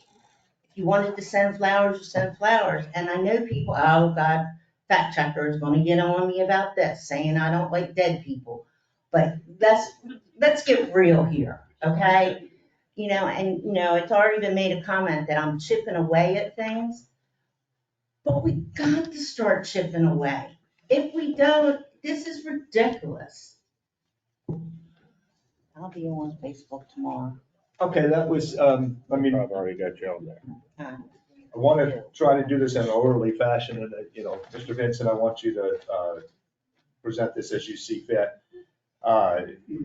If we've got awards and uniforms and things like that in every budget, I guess just to explain what that means, I think uniforms means a lot more than town shirts. I assume Public Works Oh, we yeah. paying? Yeah, each department So, can tell you Yeah. exactly what they pay for. okay. And I think that's probably the best way to address it. I don't think one person can address No. uniforms and, is awards and plaques and all that in every budget as well? No. Okay, so this is where we cover town, official town, remembrances, commemorations, condolences, whatever. And I think in the past, the administration was recognizing employees for outstanding work that they've done, and that hadn't happened in a couple of years, so I thought we'd want to bring that back to recognize our employees Okay, for outstanding service to the town. okay. Yeah, I mean, if we can't, it's a touchy one, because Yes. if you can't pay a whole lot, sometimes people do respond to recognition. And I've said it before, I bought pizza for the guys that worked in my department, and that went a long way, for goodwill. So, it kind of goes both ways. So, Mr. Mayor, Mr. Stamey. as I'm gonna repeat, this $1.8 million we're in the hole, y'all. It really ain't, we're really not $1.8 million behind. It's the people that they've asked for to pay for. This town's still in pretty good shape overall, and I'm assuming Jerry can address this. But this money that we're talking about mostly here is fire department that has been neglected over the past several years. We've never asked for an increase in millage rate in the last how many years. We need it to pay for the fire department. We have money to run this town. We still have money to have events. But nickel and dime every little thing to get money. The town's still in financial good shape. Is that not right, Jerry? The town is pretty well in financial good shape. The only thing that happened is on this deal came about because there were so many people asking for people. And the fire department was neglected, and we needed some firemen in order to make it better. That's what it's all about. If we sit up here and nitpick everything, there's some things that it needs to be nitpicked. I agree, but everybody that's in this room and everybody that's listening, the town is not broke by no means. I want you to know the town is financially in pretty decent shape. Mr. Mayor, Mr. Coleman. I've never done this budget process before. I don't understand why we're asking the department heads to give us what they want. It's like a Christmas list. And then we have to decide what they can have. Why don't they just tell us what they need? And then a couple of things on the outside of what they want. I don't get this whole idea of throw out the biggest number you can and then have the council decide, be the bad guys, decide what you really need and what you want. And I think it's a terrible process. Tell me what you need and then tell me what you want. But don't mix your needs with your wants. I'm going to try to frame it a little bit again. When I did budgets, I remember, I always thought, boy, if I had another guy or two in my department, I could do this and this and this. And, I could justify it. But the boss, looking at the overall picture, would say, you're not going to get that. And it was justified. It wasn't a one. I mean, I had real work for these people to do. And I think that's what we're hearing from Chief Hoffman, from Director Adair, Director Gruber, Ms. Ma, all of them are saying, I can do much more if I can get this. Well, you can't get that much. And Administrator Vincent knocked out 1.8 million of them and gave us a balanced budget. Since then, we've said specifically the fire department needs work. It's been neglected. The townspeople are telling us they want to save it. That's the focus of what we're trying to do here. There's a few more things, and we can try to cut out 1,000 here and 5,000 there, but that's not going to make or break this town. We need to be cognizant of our spending, and I don't think anybody's just sending out a Christmas list. I think every director, every department head is trying to say, I can be most effective if I can get this. Okay, they've been shot down already. You know, we're gonna move on from there. We can, again, try to take out another couple hundred or a couple thousand here and there, but we really need to address the fire department most of all. Mr. Mayor, I will say this. The process was totally different than it's been done in the past. I think in the past, there were 3 people in a room that put the budget together. This year, every director had involvement in their own department's budget. Yeah, it wasn't a Christmas list, but every department head, every supervisor in certain departments had a say in their budget, what they needed. And they hadn't had that before. So everybody's involved in this process. All right, so with that, do we have anything else that we need to discuss on events? I'll add one thing. Okay, Mr. Krakow. The 2022, 2023 actual numbers for the budget, because we don't have actual numbers for our last budget really yet. It shows that the events was 2.41% of the total of our budget. The proposed budget for 2024, 2025, it's 4% of our total budget. It doesn't sound like a huge difference, but it went from 195,649 to 405,699. Now that 405,699 is before the 18,150 was reduced, but it still puts us, it puts events at quite a bit of a difference as far as how much they're taking of our total budget compared to everyone else. The two that, and I know this isn't really events, but the two of them that went down was police and fire. And they're the ones that probably need the most of our budget, and their percentage of the total budget has both went down. And I don't quite get it. We need to cut back on some of the events are great and they're good for quality of life. I don't think that they're important to people as much as the fire, as the safety, fire and police. So that's all I have on that. Okay, and I recall from the first budget retreat, there were some things moved to events that hadn't been there before. Yes. Do you want to talk about that briefly? Well, not specifically, but I can tell you, and maybe Melanie and Tabitha can, but there was a lot of categories and a lot of expenses in the administration fund with town council that should have been in other departments. So when you see those reductions, there's a lot of moving, and it's for a purpose, a financial accounting purpose. There are a lot of items in the administration budget that needed to be in events. So do you know, Ms. Moll, off the top of your head, I realize I'm putting you on the spot, but roughly how much of that was transfer in accounting practices more than actual expenditures? So we'll partner with this together just to make sure I'm not making it up here. Yeah, so subscription software, 490. That used to be administration, correct? All right, so that's line item 490. Page 4 moves over to page 5. And I'm just flipping as we go.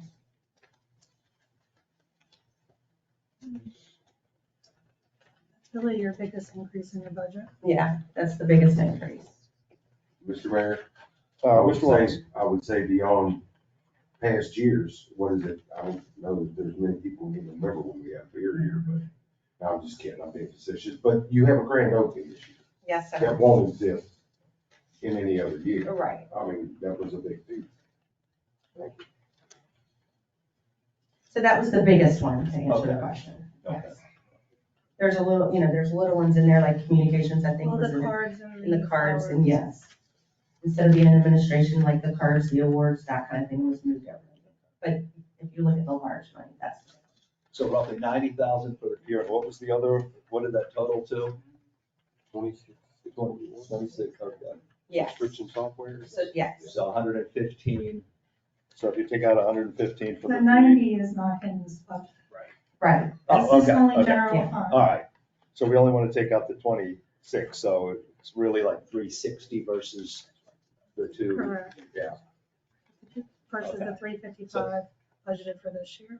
Okay, so it's still like a 50% increase, right? It was 200 and something, now it's 350.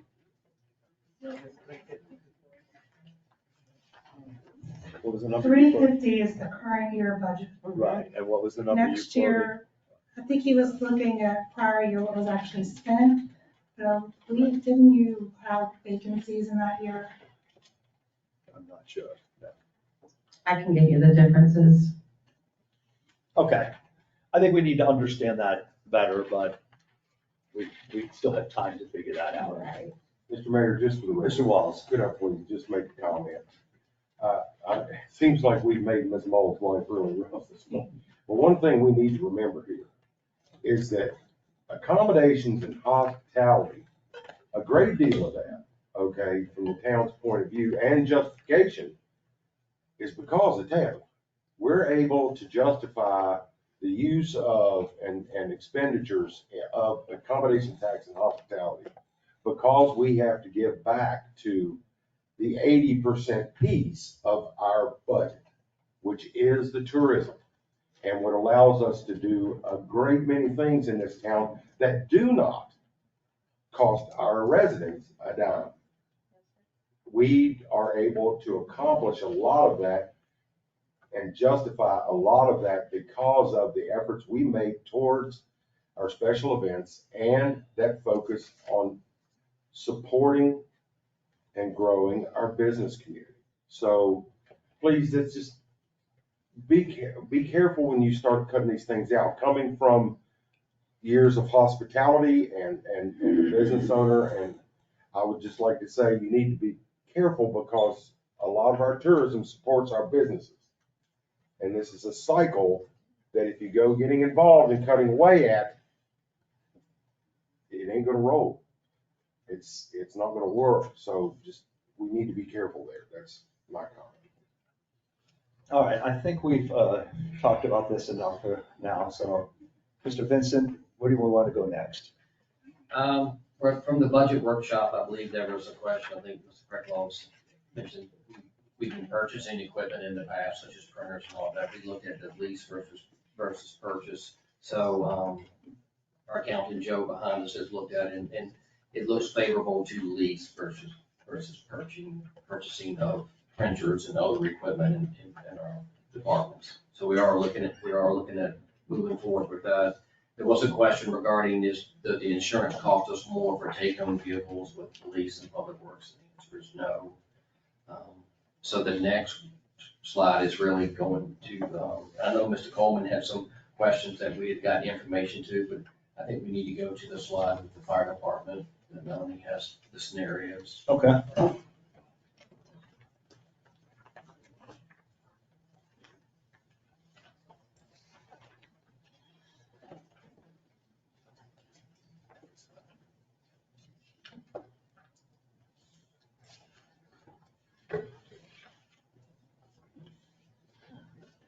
So we have come up with two scenarios. Number one is probably the most favorable for the fire department. That would give them the 7 firefighters and add 5 part-time. It still keeps the other positions unfunded in the police and facilities. But that, like we said, it would be 8 mills, or we could do 4 mills and use 336,000 hospitality funds. The other scenario is just adding 7 firefighters, no more part-time. That would be 6.4 mills or 3 mills and use 285,600 for hospitality. Any questions or comments? Mr. Mayor, Mr. Wallace. this I think would be the opportunity where I go back. Director Nelson, okay, with the 7, okay, how many firefighters are we putting on a truck per shift? Please. So with the 7, what we're looking at doing is putting on 3 on an engine, and then we would have 1 as a driver operator for the aerial, and 1 would be the fire inspector that would go on calls, doing fire inspections, and when we have a structure fire, we respond with the aerials being the second on the area. Okay, a second comment. Okay, how do you speak to, my research has shown me, and I know Horry County did their presentation, and they're gonna fly in here and save us with 6.33 per shift, and yet throughout 41 stations in the county already, they run 3. My research has shown me that they have 3 on a truck per shift. Myrtle Beach. I have no idea what they Okay, exactly. Myrtle Beach is running 3. They're doing a safety grant requesting to have enough money to get a 4th on each truck per shift. So my question is, and that's what I wanted to focus on, is that why would everybody else in the area be able to run, maintain solid 3 ISOs, so they say, and yet they're still running with 3 on the truck? So I wonder why we need. I'm not. We have 2 on the truck now, we want to go to 4. What we're gonna go to is 3. We're gonna go to 3 with a floater. And we'll have 1 driving the aerial. So we'll have 3 on the engine and 1 on the aerial. Okay. For ISO, we need to get that aerial out. If we Right. can't get that aerial out, our ISO score does not continue to. I get just need better. that, because we've heard a lot of stuff out there, So and I've done research, and We need to have a structure, when we have a structure fire assignment, we need to have 2 engines respond and an aerial respond. Okay? So we're getting that engine out with 3 people on the engine with the new standards is what we would do. And we would have a driver operator that would respond with the aerial, and the fire inspector would respond in with him and be on there. So we would get 5 people on scene immediately, is what we would do.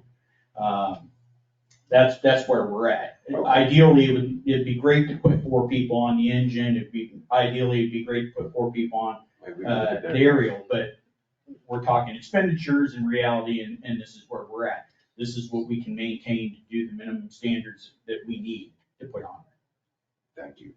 That's what I needed here. So it's really 4 per shift. Correct. Distributed among the Correct. 2 So pieces. it'd be of 12 equipment. total. Yeah, okay. Thank you. Mr. Mayor, Ms. Shaw? and this would resolve 2 in and 2 out scenario where you could address a fire immediately. Correct. And that way you could evaluate if you needed to bring in Horry County or other support. We would actually still be bringing in Horry County Okay. as well. But this would allow us to be able to do our job quickly and be able to start attacking the fire. Mr. Mayor, Mr. Steen? my question is, if we do this and pull out this ambulance service out of town, what do we do then? As far as the ambulance, Yes. you'll still have the ambulance coming to the Will town. they- You will just they- won't be having it housed in the town. You're counting for 2 people out of that ambulance right now. Correct. If So they pull them 2 people out of here, what are you gonna do then? Are you gonna come back and ask for 2 more people to? we would have to get your- evaluate the ISOs at that time and see I understand what you're saying. There are no question. The question is, no, they're going to pull the ambulance out of this town. I would agree with that probably. I mean, they done told us, they stood here and told us that they're moving the ambulance service out of this town. So, and you're gonna have to come back and ask for 6 more people. Because there are 3 shifts there that people, right now, we're counting these people up here. And if they come in here and pull it out, you've gotta have the numbers backed up for them people. So you've gotta get 6 more people on top of what you're asking for now. We're actually filling those 2 positions, so we would be break even is what we would be. The points that we are losing for is not getting the aerial out and getting an engine, but we can get the engine off of Scipio Road. So that's what we'll be using, and we'll be getting that out. As far as staffing, I would have to look at what the ISO rating is and what that is. There could be a potential, what you're saying, and I understand what you're saying, and I agree. That's a perfect world. I would love to put 4 on each apparatus, but I'm trying to give you a minimum standard of what we could do. It might not be that we're gonna be able to get back to a 1.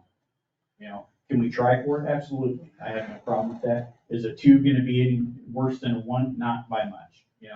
We're talking a little bit of money as far as insurance and stuff like that savings. So. I do understand that, and I understand that every time that rating go down, the ISO rating goes down, it ain't really bothering the residents who live here in town too much on our insurance, but it does bother the business. Absolutely. As soon as it fell to a 3, it bothers the businesses. The businesses have to pick up that insurance money to pay. I agree. So if we get to where it falls below a 3, then it starts affecting the residents plus the businesses. Absolutely. And to me, I just can't understand, you're asking for 7 firefighters right now that will get us to stay where we're at a 2. But in a couple years, or maybe less, they're gonna come in here and pull out 2 people per shift off this ambulance. We, to keep that 2 or 3 possibly, we're gonna have to add 2 more people to the staff. I think that we'll maintain our 2 with what we have. Yeah, if we get the 7, the ambulance 2 people don't matter anymore. It's a break even. Right? Yes, yeah, and of course they matter, but, Right. yes. But we've got the 4, we can start attacking the fire as soon as you show up. Right. They're spread across 2 apparatus. I look at the ambulance as a bonus if we have them. Majority of the time, the running calls and stuff like that, we're not capable of, accounting for them. If they're there, that's great, that's what we want. They're only here about 30% of the time anyway, as it is Yeah. in our house. They're a pretty busy station, they do run quite a bit of calls and stuff like that. I think what I'm doing is trying to cover the fire side of it. I totally understand what you're saying, is that we would be losing the 2 members, but we would be at the same point we are. Correct. Mr. Mayor. Mr. Walls. I would just like to add, if I could, for the benefit of, that we have basically the rest of this year to consider Horry County. I would just like to ask, I know that we all want to keep this in our town if it is fiscally responsible for us to do it in such a way that we still keep our residents safe. That's what it's all about. So I would just ask, as we move forward, to not only look at the piece of taking care of it right now, but let's make sure, please, that we are building in for realistic sustainability. You know what I'm saying? That you don't have to come back to us. To be honest, Of course, I we would don't know love what what the Mr. Stevens regulations- says, to add that, make the extra person, instead of just being a fire inspector, that we had a full-time person, but is trying to cut costs and make sure that we're being physically responsible. This is the minimum I could do with what I'm looking at. Okay, sustainability is just the main comment I wanted to make. I want to make sure that we've got our fire department in a system that we can maintain it long-term. Absolutely. All right? Mr. Mayor, Mr. Coleman. a question. 5 part-time, are they gonna backfill people? Is that what they're doing? So what the goal is, anytime we have vacation or we have sick time or anything like that, they would help fill into that so that we're not generating overtime, as well as the fire inspector work Monday through Friday, so in the evening time, they would fill that spot on the aerial and weekend. And they're only paid an hourly wage, and they don't get benefits? No benefits or anything like that, so it'd be a cheaper way to go. Any success with any volunteers, anything? We've actually brought in a couple volunteers, and we found 8 applications that we'll be reviewing through, so we'll be going with that, so. And one of the 7, you said it's gonna be another fire marshal? Correct. And hopefully, they'll pay for themselves, correct? Correct, as long as we start the billing process for doing fire inspections and stuff, that would pay for themselves. And what do we need to do? What do we need? I set it up for the next workshop that we'll be discussing, billing for fire inspections as well as doing the billing for motor vehicle accidents and accidents. Thank you. Oh, I got another question. I'm just curious. ALS supplies, that's advanced life support supplies? So that would be the same thing as the ambulance has, paramedic and stuff. Those are what those would be. So then we're talking medications, IVs, monitors, drugs, innovation kits for breathing and stuff like that. I'm just curious why in 2023, it was 3,100 and you went to 21,000? Probably because it was a startup at that time, so we had to purchase some more equipment. up front, and now we have to stock supplies, so that's probably why. Oh, it's the opposite way. Oh, it's the opposite way? Yeah. I would have to find out, well, then I'll get back to you for sure. But, I mean, if you need it, you need it. Yeah. I'm just curious why it went up 18,000. Okay, thank you. Mr. Mayor, Mr. Stamey? this question's for Mr. Jerry. You're taking this money out of the H-Tax 4 meals to get our 8 meals, you're gonna take 4 out of H-Tax. My question is, what happens in a year that we don't have this money from H-Tax, A-Tax or H-Tax to pay these firemen? What are we gonna do then? Well, that's the situation you're gonna have to understand. You go up 4 meals on your tax, and the hospitality pays the other 4. Again, I've said it before, you get another pandemic, you're not gonna get that revenue in. God forbid a storm come and wipe out Ocean Boulevard, you don't get those rentals. That's the chance, and it sounds like that's the chance localities within the region are taking. And that event is not gonna happen. So we just gonna flip a coin on that deal, wait on something to happen to be able to pay these people or send them home. Also, well, I want to say this too, we're talking about the leasing program with the police vehicles. Instead of outright purchase, that comes from your hospitality tax. If you lease versus purchase, you're going to save $137,000, which can go to the firefighters. So that's a part of the same plan.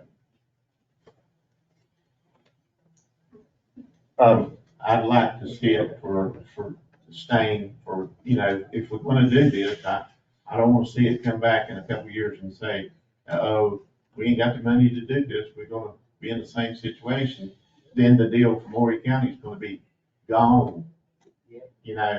I hope we can look at it and try something for the next several months until December, to when we have to make a decision on this for sure. And I hope Chief Nelson and yourself will pay real good attention to what the budget is and how the money's working out. Because as I've said all along, I ain't above turning it over to Horry County, but I don't want to. I want it to stay here in our town. But I also want, if we're gonna do it, I don't want to come back in several years and say, whoops, we're sorry, town. It's gonna have to, we in trouble. We're gonna have to even shut down the fire department because we can't afford these people. And that will be a sad day. Obviously, we took a hit in 2020, H-Tax and A-Tax wise, but not nearly as much as I expected. And they've grown substantially since then. And so even if they level off, it's probably not a huge risk. And again, that's a part of why I want to be very careful about. We have the image of this town that's a fun place to visit, a destination town, and that helps our A-Tax and H-Tax. So I really want to be careful as we look through the whole thing that we don't cut too much in the things that make this a fun place to be, and we shoot ourselves in the foot in A and H-Tax, because obviously we need it. Chief, I just want to ask one question, then I'll give you that. Yeah, I made that statement first, but 5 part-time, are you confident we can get 5 part-time people? I'm hoping so. We'll have to put the feelers out and see what we do. That would give us a total of 9. So it would give us 3 per shift. So fire departments run on the A, B, C shift. Our goal would be to hire 3 guys that are on A shift, B shift, and C shift. So if somebody calls off on B shift, we can have the A and C shift cover them, so that we're not generating the overtime as a goal. And if we are, you're not gonna hire 7 full-time firefighters in a couple of weeks. You're gonna be pursuing full-time and part-time at the same time. Correct. So actually, we'll start to realize benefits even before we spend all of this money. Correct. I've had some people reach out already that wish to be a part-time, that were a full-time firefighter elsewhere already, so. And the part-time is obviously considerably cheaper because you had 5 people and it does not change the numbers that much, so that's good to see. Mr. Kinkin, I think you wanted to? Yeah, I actually have 2 things. My biggest fear is we have a hurricane in July and it ruins a year. Well, the town addressed that several years ago by having the emergency fund, which is currently 1.2 million and really needs to be higher than that. that's why if something happens in Mr. Stamey's comment, that 1.2 billion that is sitting there. Hopefully it'll be more, but it's sitting there, and we can draw off of it in an emergency. And the other thing, the county promised us the moon when they came and made the presentation, but none of it's in writing, is it?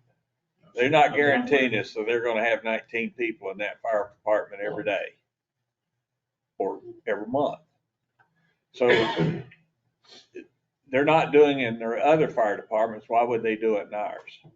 I can't speak for. Well, but that's what we have to think about. What are they actually doing? And you're the best one to find out.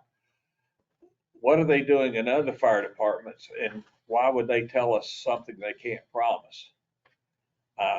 If we even consider going to the county, I want it in writing that they're going to guarantee that these 19 people will be assigned to this fire department full time, because that's what we're looking at. We'll never get to 19 people. At least I don't think. But I think we can maintain our fire department and give good fire protection with the plan that you've given us. And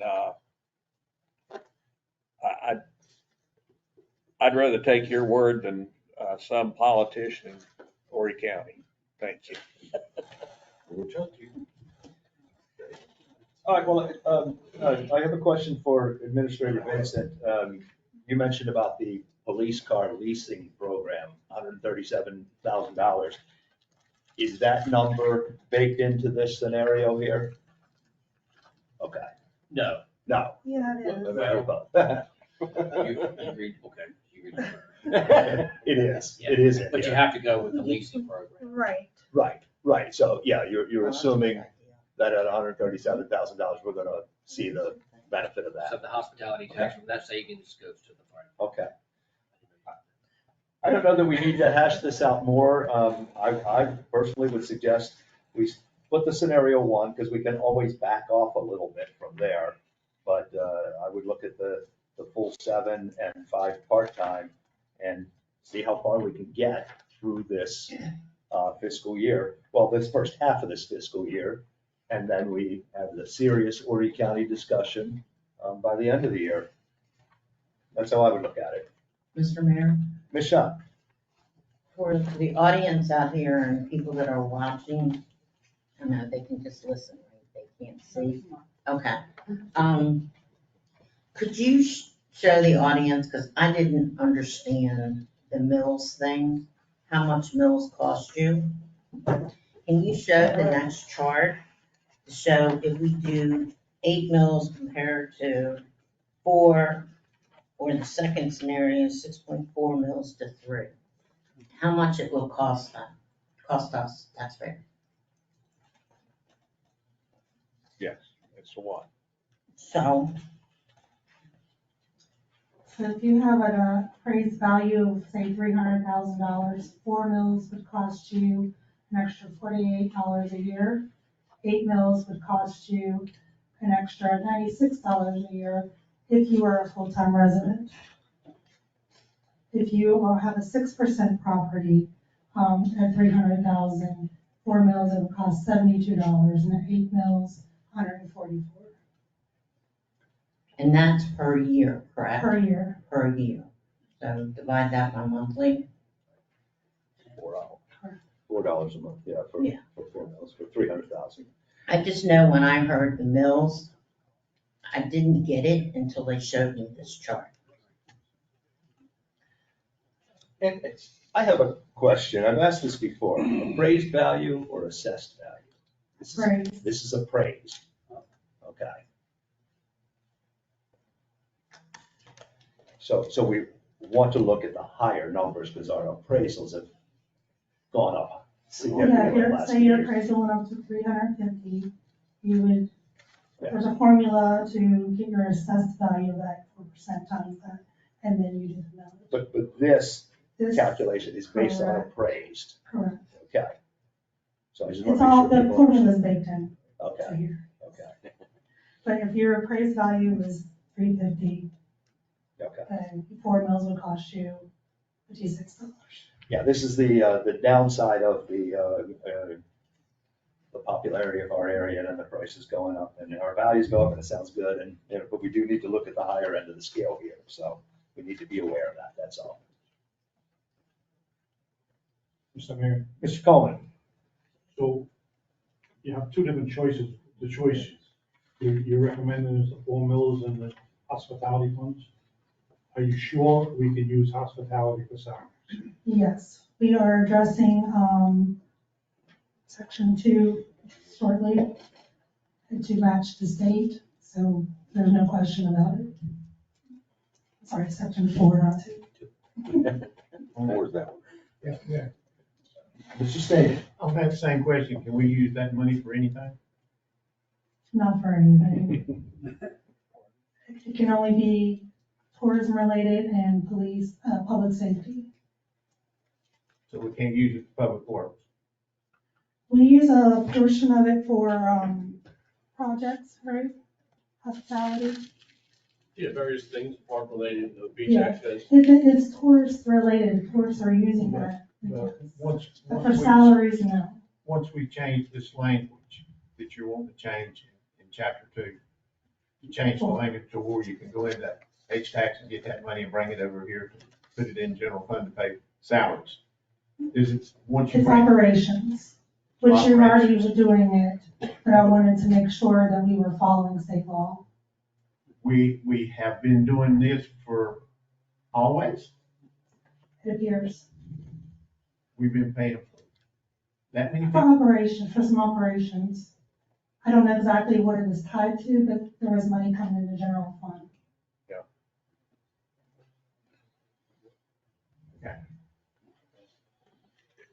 Mr. Mayor, Mr. Kinkin.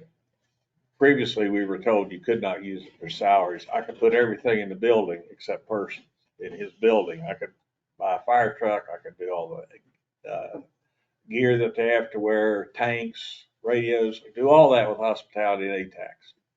I can't pay for a fireman. So this is a change that, this is my third budget. And this is the first time I'm hearing it. I'm very excited that the rules are a little different, that we can use A-tax to pay salaries for emergency personnel. Correct. Mr. Mayor, Thank you. in a nutshell, my understanding is that we have made our language stricter Yes. than the state's regulations. And that's why we have to go back in and reform our ordinance to match the state's, so that we can make what the state will allow happen. Yes, and I got verification that everything that is in there today is still legal. Thank you. Okay. It sounds like really it's just less juggling for you. I mean, you could have moved it. Yes, and then we, It's gonna be more hospitality, we look at straightforward. what's coming up, what's reoccurring, we want to make sure that's covered first, and then what's in the plans for, now think of these different vehicles, that's gonna save us some money, so, for the lease. Mr. Mayor, Mr. State. could we take that money, since you're saying that we can use that hospitality, can we take that money and pay for the 7 firefighters without raising the meals at the pay? I feel uncomfortable using it all, because really, I would say maybe 50% hospitality you could use to cover some salaries and operations. But you got other things that are coming out of that fund. So this being, like you said, the first year and moving forward, I hesitate to short that fund, because it looked like you were trying to put about 900,000 to $1 million aside in that fund to cover the capital purchases that are meeting future years. I call it life cycle maintenance on your and cost recovery on your vehicles and your fire apparatus. So you still need to continue to try to build some of that fund balance so it's ready to purchase those big ticket items, the money's there. Mr. Mayor, Mr. Walls. we also have currently on pace for our emergency fund. It's written in that we're supposed to be at what, 1.5 by 26? for 25. But anyway, we're a $300,000 shortfall in our emergency fund right now that we need to be taken care of because we may need that money. And that, can that come? From hospitality? I'll have to double check on that. I know, but once we open that candy store, it's all I'm saying is, we gotta be Right, careful and I wanna, because I think we need to everybody, remain, anybody's gonna line up for that you know, money. we don't wanna be too greedy and use too much of it. We need to stay in Back to line. the question that was on, but is that not what you've done? Is open the candy store? Possibly, Thank you. but this, it is a state law, and, this is what other municipalities are doing. Yeah, I mean, it's money to this town, it's one of our resources, we should use it wisely. Correct. We should hang on to some of it, and we should spend some of it and try to defer millage. I don't think I want to get into, raise a millage and try to fine tune it to the very least amount and then come back next year and add 2 more or something like that. I think that's, yeah, I'd rather be a little on the safe side and take a breather. And, you know, if we don't spend all of this, I mean, again, we're not gonna hire 7 firefighters and 5 part-time guys, on July 1st, so, you know, we probably won't get to every penny of this anyway, but we also have to account for overtime and all that while we're working through it, so all of it's a bit of educated guesswork. I mean, that's part of the budget process. It is, and it's new for all of us, so I'm hoping after we have a year under our belt, we know, you know, have more insight and. Mr. Mayor, Mr. Coleman, is the 336,000 half of the hospitality? No. No? We already had earmarked in hospitality. This, right now I had, I think I want to say, there was $1 million that was going to fund balance. This would be taken 336 out of fund balance. What I was planning on setting aside for fund balance. Actually, 124, I think is what we figured out. So take the 124 after that 336 if we go to the VC program.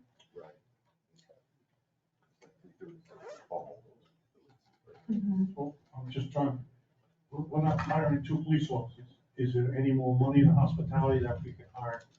Possibly hire 1 or 2 police officers?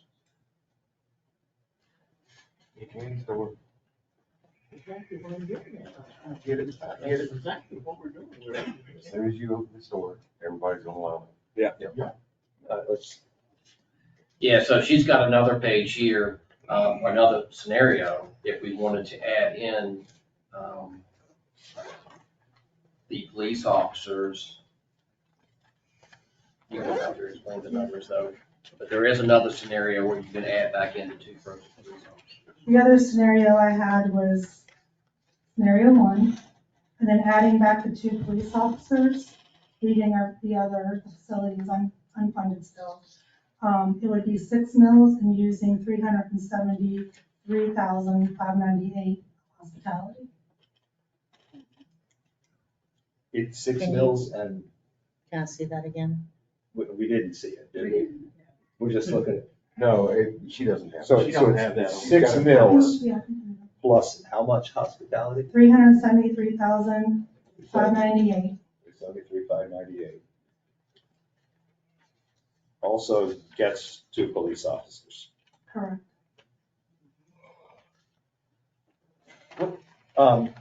And maybe this is for Chief Huffman, what is our level of staffing in the police department now compared to historically?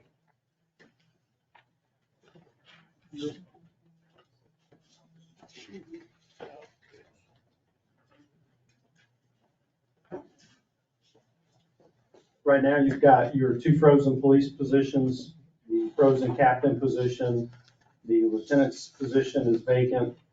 My position will be vacant Friday. You have 1 other police officer that resigned last week. And so right now, I think by this Friday, I think you're going to be down 7 to 20 police officers.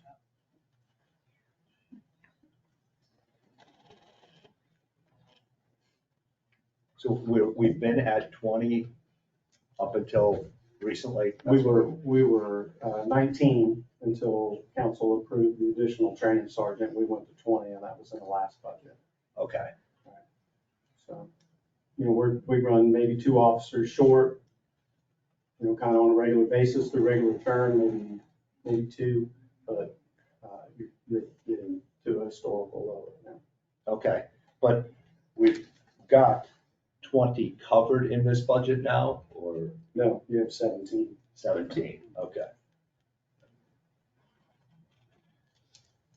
Mr. Mayor? Ms. Shaw? Okay, and the 17 that we have current now, how many are patrol officers? And how many are, like, they're sitting behind desks, in other words, investigators, sergeants? Your patrol division is made up of,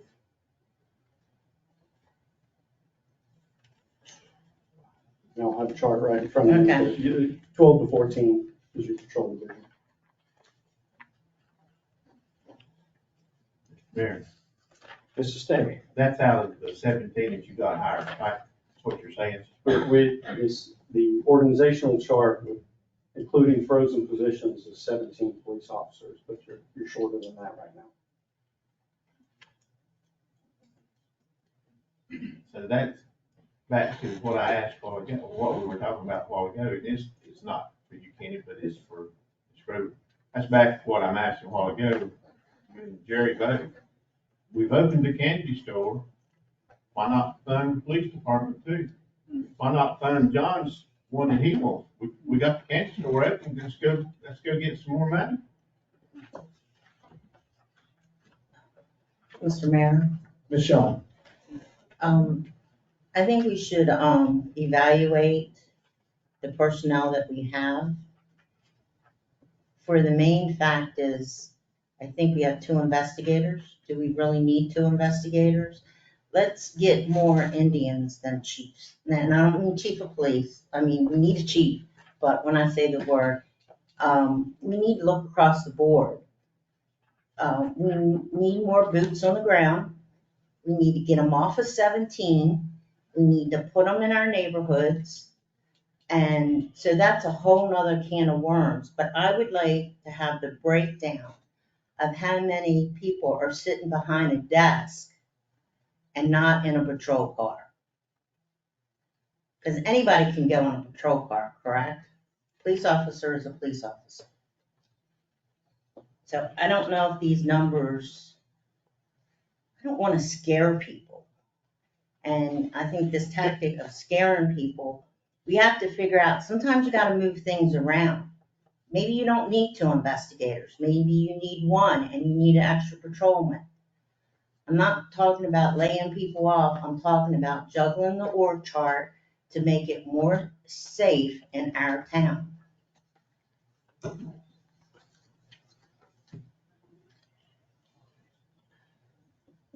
Any other comments? Technically, we were talking about fire, but we got into a little bit of public safety there, so I'll entertain any comments on either. Mr. Walls? I would just like to say that I think with the current rate, the way the police department's going and so forth, I don't think we have to worry about those other 2 that we're down. It's probably gonna take us through next fiscal year just to get staff back up with the budgeted funds already established.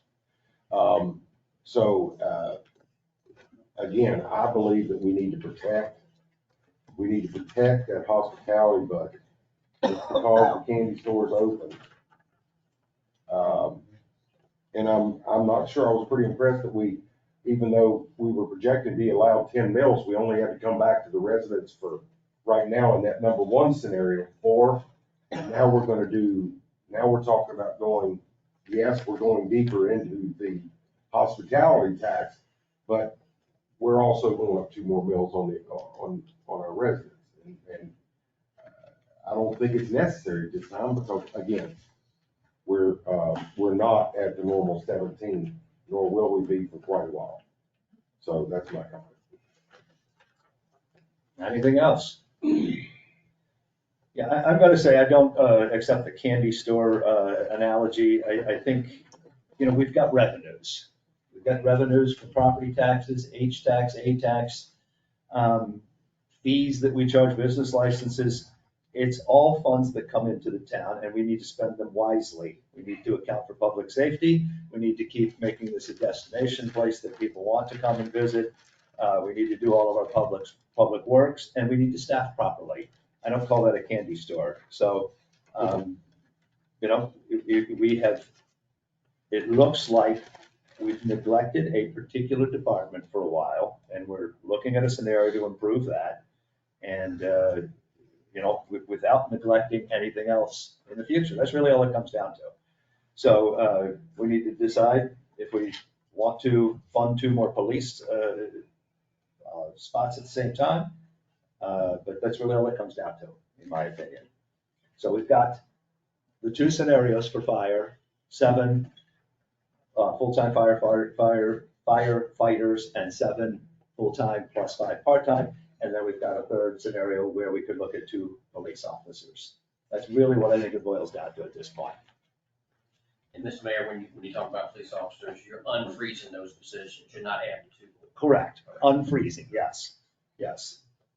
Very good. Thanks for the clarification. Any other comments? Do we want to give any direction to Mr. Vincent? Anybody want to suggest something there?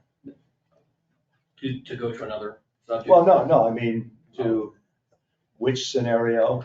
I mean, I think personally, for the fire, we definitely need to, I think, look at the biggest picture. We can always back off of that as we progress through the next couple weeks and months up to approving the budget. The police, as Mr. Wall said, it might take a little while to fill them anyway. We could probably leave them frozen at this point, but, you know, that's just my opinion. Mr. Mayor, Mr. Walls. I'll make a motion that we direct Administrator Vincent to move forward on scenario 1 with regard to, well, it's spelled out, adding 7 firefighters with 5 part-time, and with a 4 mil increase, and 336 in hospitality fund, which will actually be far less than that when we get through, if we move forward on it. But I'll make a motion that we move on to scenario 1. I second. All right, we have a motion and a second. Any other discussion on this? Mr. Mayor, Mr. Kinkin? we have 3 firefighters approved in this budget, this year's budget. Can we not go ahead and hire those 3? And, yeah, yes, sir. I mean, we've got the advertisement. I mean, they're part of the 7. Right. But we need to go ahead and, because you don't hire 7 people right away. It comes over a period. So let's go ahead and release the 3. Yes, we have, when Chief Nelson came on board, we released. Okay, I didn't advertisement out. understand that. Good. Thank you. That's from this existing budget year that we're in right now. Yes, okay, understood. Any other comments? Ms. Medina? Ms. Fallon, Yes. Mr. Kinkin, Yes. Mr. Coleman, Yes. Mr. Cricklow, Yes. Mr. Stamey, No. Mr. Walls, Yes. Mayor Kraus. Yes, motion carries 6-1. We'll look at scenario 1 for the rest of the budget talks. Mr. Vincent, next. Yes, sir. I believe there were some questions for Chief Hoffman.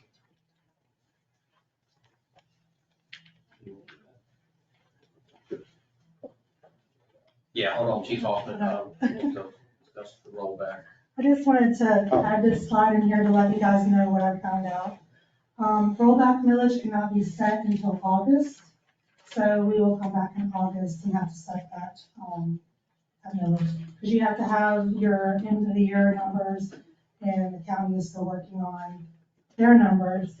I went to a workshop last week that I set up with DOR, and all the other municipalities are like, we don't even look at the first round of numbers the county sends, because they always cheat. So, and that is the formula, just so you know. So all of us municipalities just said we're gonna work together to make sure we are doing it correctly. And then I just added that in there again, just so you knew what it looks like is available. We should be getting our final population growth number in May. So then we'll have a definite answer of what. But obviously, you have the 2 point, you want to use your oldest millage first. So the one before, it'll be the 1 or 2.5 and a little bit of prior year. Okay, so just from my understanding, and maybe other people that aren't financial whiz either, we have X amount of dollars coming in for property tax from our existing millage. And before we can raise a millage, we need to see our new values come in. And of course, that would, if we don't change anything, the revenue would be much higher, but we're not allowed to do We're that. not allowed to do that. It has to be revenue equivalent. The law says we have to Then you reduce. can add you have to roll back, revenue equivalent, then you can Then add you these add. new ones. So, yeah, I don't want anybody thinking if we're at 43.2 that we're going to 53, with 10. It would drop to something, then we'd add up to 10, and we're trying to Right, keep it. and we're saying 4. Okay, And it only happens to an evaluation year. Every 5 years. Right. okay. All right, any other questions or comments on the rollback? Okay, so we want to move on to Chief Hoffman then? Yeah, Chief Hoffman. Okay.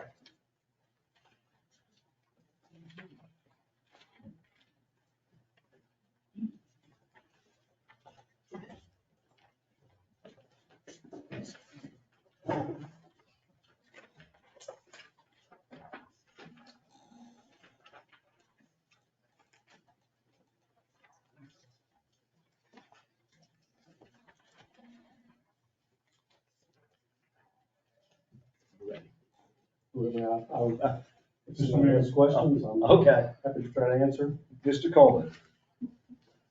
I requested you back to me about training, how much mandatory training, how much does it cost? And all the training, how much that costs us? The question is a little difficult to answer, Mr. Coleman, just because we don't know exactly what training will be available next year. But to answer your question directly as asked, a police officer is required to have 12 weeks of training from the Criminal Justice Academy. 4 of those weeks are done online and 8 weeks is done at the Criminal Justice Academy. There is no cost for that. There's no cost to the town for that, except for the officer's salary and benefits during that 12 weeks.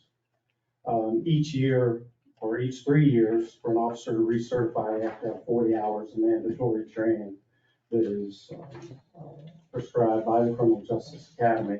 There's no direct cost for that training either. Most of it is done online or through the police department's training program. However, certain training is brought in so that we get more thorough training for the police officers, such as mental health or crisis intervention training. There's a certain amount of that that is required to be done as well. So each year we do a training budget, and I did include the anticipated training budget for next year, and the exact cost of the fee of the training as anticipated, travel, lodging, and meals per diem, as you referred to in your email. And that was included in the budget, so hopefully we have that request for next year.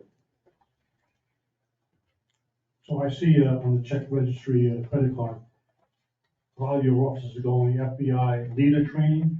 Is that mandated by the South Carolina Criminal Justice Academy? No, sir. That's what I was asking. That's advanced training. And how much did that cost us last year? How much did that, the LEGA classes? Yeah. I don't have the exact breakdown for That's why I exactly how much.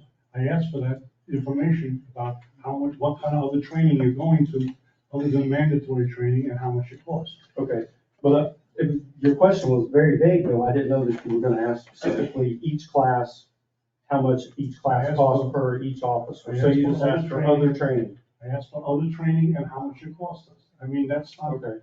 that's not too broad. That's saying, tell me what training you're going to that's not mandatory from the South Carolina Criminal Justice Authority, Academy, and how much it costs. Okay, well, everything that was spent in the training budget would be outside of what's required by the Criminal Justice Academy, because the Criminal Justice Academy training, there is no cost for mandatory training through the Criminal Justice Academy. So everything that you see in the training budget is advanced training for your law enforcement officers. But it's not mandatory training. I'm not gonna say 100% of that, because, you know, there is some travel built in there to go back and forth from the academy, but it's very minimal, so I'm not gonna say 100% of it. But generally speaking, your training budget is spent on advanced training for your law enforcement officers, leadership training. Well, the point I'm trying to get to is that it's not required by South Carolina Criminal Justice Academy. Right? That training isn't required.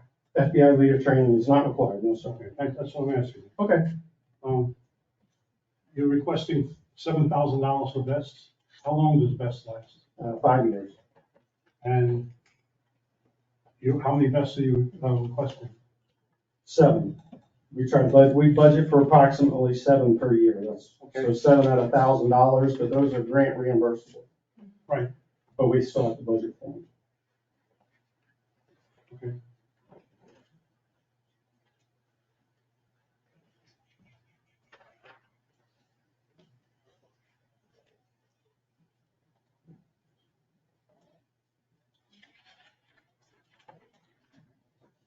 Mr. Mayor? Do you have anything else? I'm looking, but this you. Okay, all right, we'll come back. Ms. Shaw? Okay, I just, this came to my attention yesterday, from a citizen that, you know, had FOIA and got the credit card listing. And I just need to understand where this would fall under. On March 21st of this year, there was, and I don't even know if I have the name correct, a stop stick. I take it that's the thing that goes across the road Yes. to stop. That was $1,695. Where would that fall under here? It wouldn't, well, it wouldn't be in the general fund. That would come out of the hospitality fund. Okay. And my second question to that, in a 2-mile town, why do we need that? Why do we need stop sticks? Mm-hmm. Well, stop sticks are a proven method to safely terminate motor vehicle pursuit. But at the same time, what about the safety? We're so close here.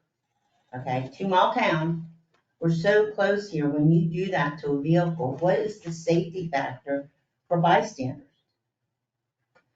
Deflating the tires of the vehicle in a controlled manner would probably be much safer than engaging in high-speed pursuit. Have we ever had a scenario where we needed something like that? Yes. How many times? I don't have an exact number for you. Sorry. Every one of your patrol vehicles is equipped with a set of stop sticks in the event that there were a high-speed pursuit, either within the town, and the mileage of the town is completely irrelevant to the dangers of high-speed pursuits. To the citizens, if we have a technique and a tool that could stop a high-speed pursuit in a safe manner, that is the safest. That's the most logical way to end a high-speed pursuit. So if they're going, you're saying high-speed pursuit, I guess would be over 60 to 80 miles an hour? Is that high? And you put that and it just drops, that vehicle just stops there?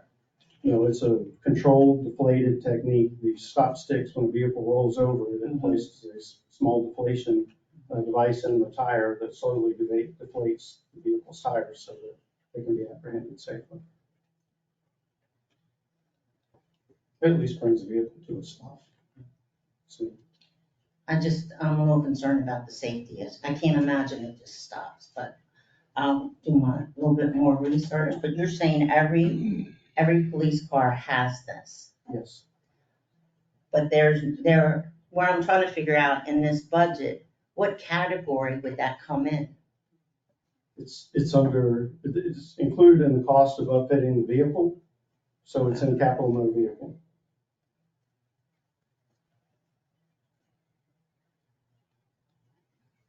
So it would be in the hospitality budget under 4,300, 750.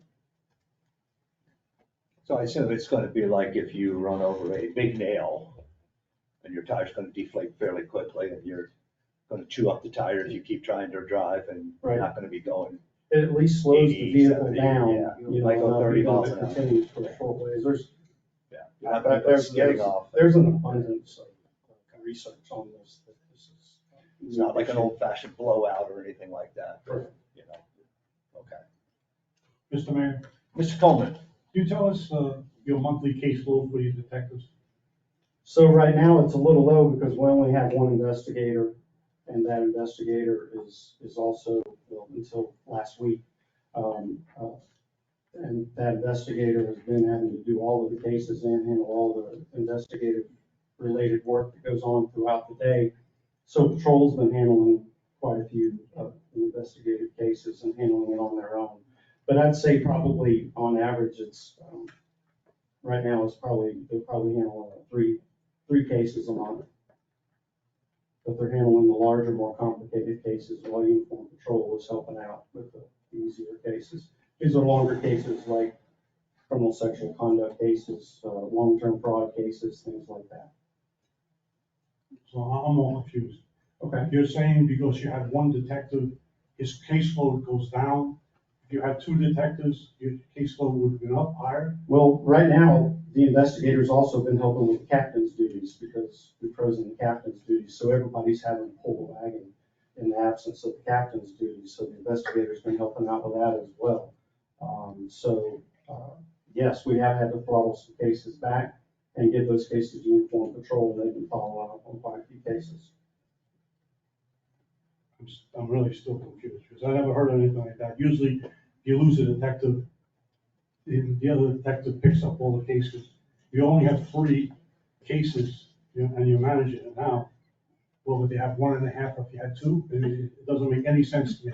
I've been in the police business a long time, and I never heard, I mean, we used to have 2 detectives here. One of them was Detective Curry, correct? We actually had 3 detectives at one time. Detective Curry, when he was here, was assigned to a task force. And how long you have only had 1?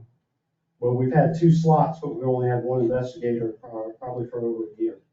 And how, you've always had 2? All the time you've been here, you've always had two investigators? Yes. With the caseload that small? No, like I said, we've had to throttle some cases back and give them to patrol. So when we have 2 fully operational investigators, we would be able to bring cases back to Uniform Patrol and have the investigators fully doing that. But right now, everybody is multitasking because we're shorthanded, so everybody's having to help out. Mr. Mayor, Sorry. Ms. Shawn?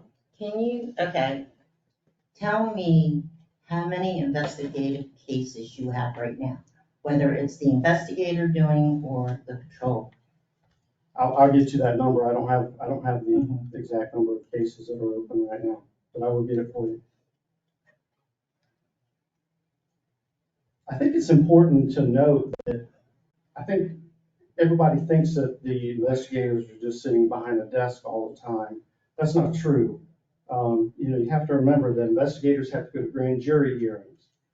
They have to go to probable cause hearings. They have to do warrant services. There are preliminary hearings. They're also investigating their cases. They're also helping with crime scene when there's more serious cases going on. They come out and help patrol with interviews when there's more complex cases going on during the day. And also the investigators are also supervisors. So if there's a supervisor shortage, they may end up having to help cover a shift if there needs to be a corporal.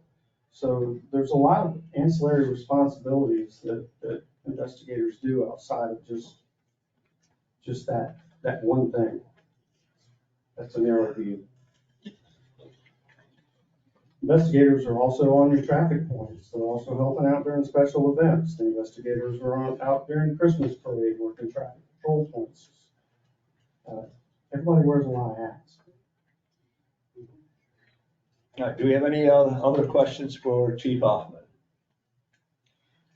Mr. Mayor. Ms. Shawn? Can I mention one other thing? I'm sorry, before you ask the next question. Also, there's the on-call. That's a very important piece that I want to mention to you. An investigator is on call to help patrol in the evening and after hours. If you only have one investigator, that person is on call 24 hours a day, 7 days a week, 365 days a year. That's a little unreasonable as well, to expect someone to be on call, especially when they're not getting on-call pay. So just as I mentioned for that, when there's two investigators, they're able to split call. Right at this particular moment with one investigator, the patrol sergeants are sharing on-call with the one investigator. So I just want to throw that in there as well. I'm sorry, but go ahead with your question. Okay, well, back to that topic right there. Could you give us the number of how many times they're called in for that type of scenario you just did? I will try to get that number. I don't know that that's anything we actually track. Every time they get a phone call in the middle of the night from a patrol officer asking for some guidance on something, I'll try to see if I can maybe get an estimate. I just don't know how you determine that it's, if you're not tracking it, how that affects, if they're called once every 3 months, once every 6 months to call in. I'd like to understand the scenario there. Okay. And then my other question goes back to Mr. Vincent about uniforms. I really think we need to look at uniforms this big across the departments. I don't think everybody needs a new uniform every year. There's somewhere where we could cut that. I'd like to have a new wardrobe every year. And I understand if something gets stained or Public Works or something like that, but you don't buy dress blues every year. You don't have to have special hats every year. So I'd like that as a whole to look at that, where we could cut out of the uniform budget for all across the departments. I think, since you're here, and obviously you're not gonna address another department, can you just give us what goes on for the police department in uniforms? Sure. Well, of course, of the $27,000 we have budgeted for next year, $7,000 of that is for body armor, which should be grant reimbursed if we even actually spend it. But the other part of it is, just remember, for us, uniforms, it's not just pants and shirts. It's a duty belt, it's leather gear, things wear out. I don't think you want your police officers out, wearing worn out gear and holsters that don't work and other things like that. So there's a lot of other gear that's included in that. We don't buy everybody new uniforms every year. But a new officer gets new uniforms. So there's that expenditure there that maybe takes a chunk out of it. But as officers need uniforms, they got, wear a hole in the pants, getting out of the car, in and out of the car, and that stuff wears some of those things out all the time. So we just get them what they need on an as needed basis. And he's roughly 20,000. Yeah, but if you're gonna leave the police officer positions frozen, you're gonna freeze a captain's position, cut the uniform budget. You got 3 less police officers getting gear, and you can certainly make a cut to the uniform budget, whatever pleases council is fine. But if you gotta realize that we're providing uniforms for, I think we've got 32 full-time people. So it's not like, everybody's, So, you graciously gave me a tour of the police department. And I saw a whole closet of uniforms, odds and ends. So are you you need that buildup of uniforms plus more? In other words, you had a whole closet of uniforms hanging there. So are you just maintaining that on a regular basis? So I just don't understand just a uniform thing across the board. Like, for instance, how many different types of uniforms does each police officer have? I know dress blues. What are the other uniforms? There's a Class A uniform, which is the long sleeve tie and that. And there's a Class B, which is their daily wear uniform. So they get a Class A, and they get a Class B, they get the utilities that you see me in today. Sorry.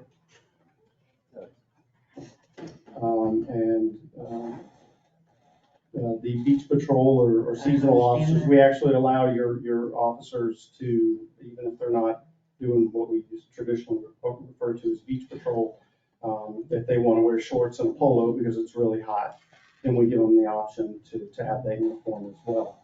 Some officers prefer to wear the outer carrier rather than a concealed carrier for their body armor, because it does give the ability to put some gear on it, get some weight off of the hips. Then if they will wear the outer carrier, which allows them to wear the body armor on the outside, then we will purchase the outer carrier for them as well. That's kind of a general summary. If you have more detailed questions, I'd be happy to. I just don't think, when we're looking, and I know people are thinking I'm piecemealing or slashing here and there, but honestly, I don't see why we have to have khakis. I don't see why we have to have the big rim hat. These are all choices you made, correct? Yes. And I just think it's unnecessary. It's my opinion, not only my opinion, I've heard from other residents. I just think if you need to cut, there's places where we can cut. That's all I have to say. Mr. Mayor, Mr. Stamey. can I say, I know Kenny's sitting here telling you that he's got, So, Mr. Stamey, you've got the floor. Chief, how's that?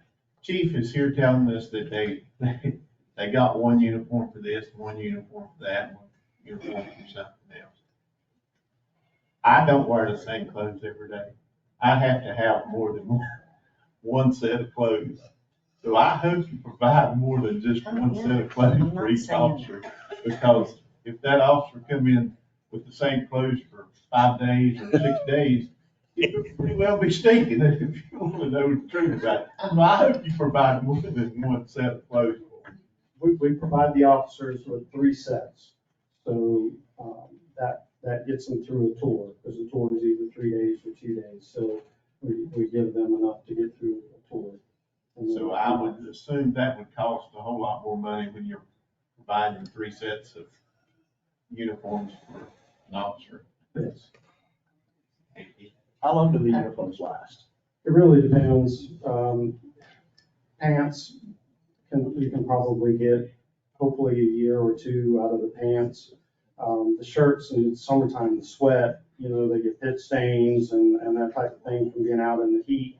So really, we do it on an as-needed basis. So we don't buy this new set of uniforms for everyone, but if an officer comes up, they need a new pair of pants, we buy them a pair of pants.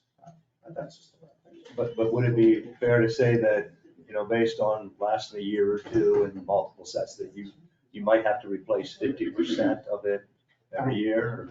I don't have a percentage like that. All right. Mr. Mayor? Ms. Shaw. Okay, I want to clarify. I'm not saying that an officer gets one set of clothes, okay? So for someone to interpret that, that's incorrect. What I'm saying is the different types of uniforms. You mean you're going to have 3 sets of all different types of uniforms? We need to stay in line. We learn from other police departments, big, small, medium. And I think it's unnecessary to have multiple different sets of uniforms. That's what I'm saying. I'm not saying give an officer one dress uniform, one patrol uniform, and they gotta come in stinking. I did not say that.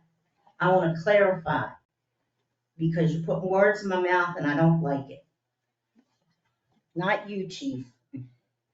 Would you say that, like the dress uniform, the ceremonial stuff is only one per person? So that's a change that we made, and if you look at last year's budget versus this year's budget so far, you'll see that we're much lower on uniform expenditures as we're transitioning from the Flying Cross uniform to the Flower uniform right now.